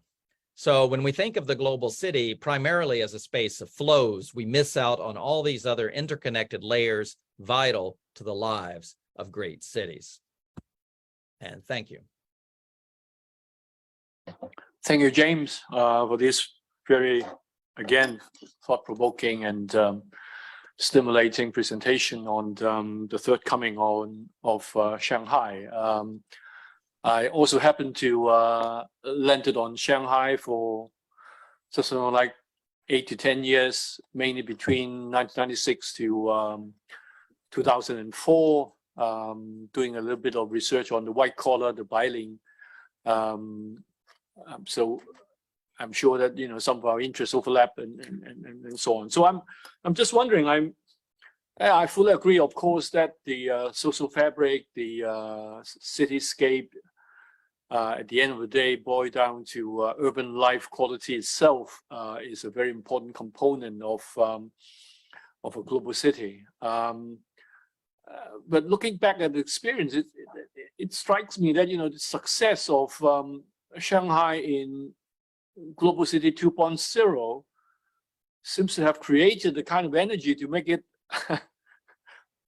probably less rich in terms of the sort of cultural thickness you talk about, because I can still vividly remember in the late 1990s when everything seems to be in a state of transition, and people were, you know, taking up old buildings, maybe in Hengshan Lu, maybe in Moming Lu, and you can quickly turn it into a very nice bar or just a little shop, not that expensive, and you can do whatever you want and shape it in a very lively way.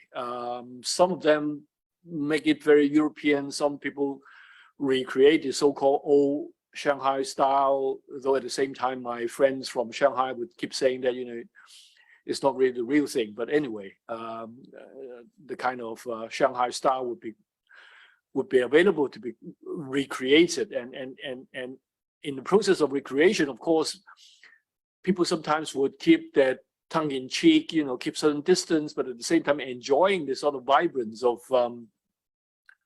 some sort of thickness of cultural life and various things. So is it true that it's the kind of globalization 2.0 that make Shanghai less difficult to go back to an interesting global city in 3.0? Would that be the case? Yeah, I think that's true of that's one of the big contradictions of all successful cities. When you get this vibrant, thriving, diverse society that works for a while, it brings in capital, and one of the things that Sharon Zukin writes about is this process. So in New York City, in the Lower East Side, you had for a while, a low-end globalization. You had a lot of cheap stuff. You have Chinatown there. You had Puerto Rican town. You had, all of these different migrant communities, and Chinatown is being squished now. It's the last working class community in all of Manhattan, because people want to be surrounded by exactly that kind of vibrancy and creativity. And in many ways, it does destroy itself. And so cities do kind of eat their children, as it were. I think that whether it can be revived, though, and this is in some ways is a question about urban planning, because does the city allow for these types of, at least at the physical level, the level of what you have on what kind of streetscape you have, and how you plan, the distribution of housing by income level, how do you keep that thing going for longer? And some cities are more successful than others at doing that. They really are able to distribute people through the city in a way that, you don't end up with complete gentrification of all of these neighborhoods. Whereas in Shanghai, I got the feeling that a lot of the mayors have come in and just want to very, very quickly try to make the city look very neat and modern and beautiful and very clean and sort of, and that's I guess that's what I mean by suburbanization, which is a term that some New Yorkers have used to describe the type of image of New York that people want to create, get rid of all the poor people and make it look nice and neat, and a Starbucks on every corner. And I feel that this is a tendency everywhere. It's not unique to Shanghai at all, but I'm not so sure that I feel like right now that's one tendency that's there, and I don't believe I see countervailing urban planning. There's still a tendency to get rid of all the cheap and grimy looking spaces and replace them with something nice and neat and glass. And it's very easy to capitalize on a shopping mall. I mean, if you demolish a big neighborhood and build a tower, the profits are enormous, right? So from the city government's point of view, it's very tempting to keep doing that.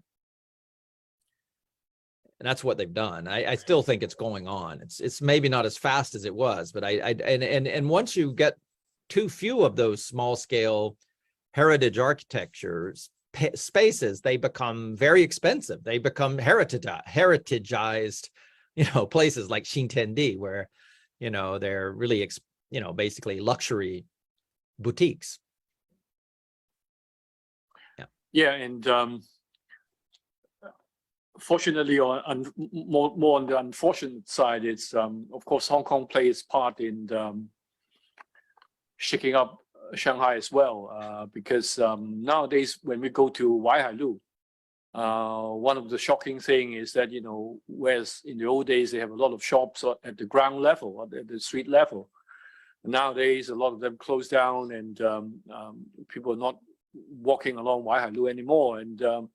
And one of the reasons I was told is on the one hand there's a new, well, no longer new, but a huge shopping mall built by Hong Kong capital, and then Right. the other end also happened to be a Hong Kong investment, and the two mega mall basically changed the flow of people, and walking along the street, it becoming less and less interesting, and people who simply flow into the malls, and as a result of that, even street life and the sort of pace of life and vibrancy, it's changed. And in this regard, transnational capital, of course, also played a part in shaping the city itself. Yeah. No, I'd say Hong Kong capital has has done a lot in Shanghai for sure.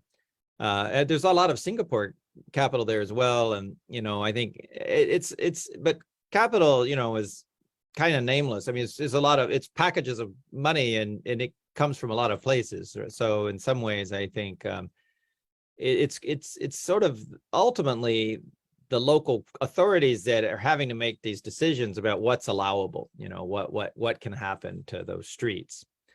And I know that there's some tendency to try to save things, but the way in which they're saved is often really, just facades and, sort of symbols and kind of empty representations of what kind of life used to be in those neighborhoods. So I do believe that, I think it's always possible to be too pessimistic and say, oh, it's all gone, and I don't think necessarily that there's no way that Shanghai will revive itself in interesting ways. I imagine it will. I imagine there will be interesting things happen, but it's going to be a bit difficult to revive the kind of also, low-level globalization that was happening with a lot of young people creating businesses and entrepreneurship, and this could take a while to come back. And without policies that sort of favor it won't come back at all. It becomes very difficult for those people to start up businesses. So if you didn't need a lot of money to open up a little restaurant in Shanghai. Now you do. So I think that the current environment is not very good for that kind of grassroots entrepreneurship. So in Tokyo, for example, I study it here, and there's a lot more. There's a huge, there's a lot more small spaces to run very small gastronomic businesses. So despite Tokyo being a much older city, it still hasn't demolished all those spaces. Yeah, probably there are a lot to learn among different nation cities. And in fact, one of the questions I want to raise is may not be a fair one to you, and I'm not really capable of raising the question in the proper way, in a sense that Shanghainese have their own dialect, and also not only their own culture, but also notion of Hai Pai. It's the Shanghai way. Right. But increasingly, of course, there have also been a lot of changes in the composition of the population and the social fabric. I remember several years ago when I visited a university, I was told that, for the first time in the history of the department, that the Shanghainese dialect lost its majority in the department. On one side, of course, it's good. It's like what you said, it's the flow of talents from other provinces, from other Chinese cities, and they are well qualified people, very competent people, and so on. But at the same time, inevitably, it means the composition changed. And when you go back and say, we want to preserve something local, we want to do something local, then inevitably some people will scratch their head and say, what exactly are you referring to? Right. Are you referring to local Chinese, or rather have to be Shanghainese? And what do you mean by Shanghainese? What about Ningpo and so on? It's whether we would have a kind of tenacious and resilient local culture to not necessarily to resist, but to blend with this sort of global changes, I think would be an interesting phenomenon to watch. Well, I think it comes back to early this morning, we heard about sort of localized globalization. And, there is at a cultural level, that's what Shanghai had. It was a very peculiar place because it was, in some ways, it was very global, but it was also very provincial. You didn't, I remember going to the 解放日报, the Liberation Daily newspaper, and people there all spoke Shanghai Hua, and even in that kind of national paper office, or, so that was around 1994. So, and at Fudan, everyone spoke Shanghainese, and the faculty, the students spoke their own version of Mandarin. It was like, Fudan Putonghua. So it was a very local world, and that allowed people, though, also a kind of ability to imagine a sort of engagement with the world that was very familiar and local, and it was kind of a life world. So there isn't sometimes having these local traditions of cosmopolitanism. So there's sort of local versions of being global, local dialects that also embrace difference, so it doesn't have to mean that just because you're local Shanghainese that you're necessarily, pai wai, you don't have to necessarily dislike others, but you have a local tradition of trying to cope with these things and deal with these things and to imagine these things. And I think that is gone. I think it's almost gone, so it's difficult now to resurrect. When we talk about those imaginaries of old Shanghai, I think a lot of people from other parts of China have zero idea of what those things are in any depth. It becomes very superficial, right? And so I feel that may be gone, but it's not completely gone, because migrants can adopt those things sometimes, so you can go to New York and become a New Yorker, and I think Right. you could go to Shanghai and become a Shanghairen or a Xing Shanghairen, maybe, possibly. Yeah. Well, thanks, James. Once again, big thank you to you for joining us, and it's a marvelous talk, and I particularly thank you for you effectively spell out 5 dimensions that we should look into when we examine global city within the region, and this would give us a lot of food for thought for maybe further refining the framework and set out a kind of agenda. And as I said at the very beginning of today's roundtable, I said, this year we are sort of exploring a kind of agenda, and then I look forward to follow up and continuation of this sort of effort, maybe to include some other cities as well, and to enrich the empirical discussion.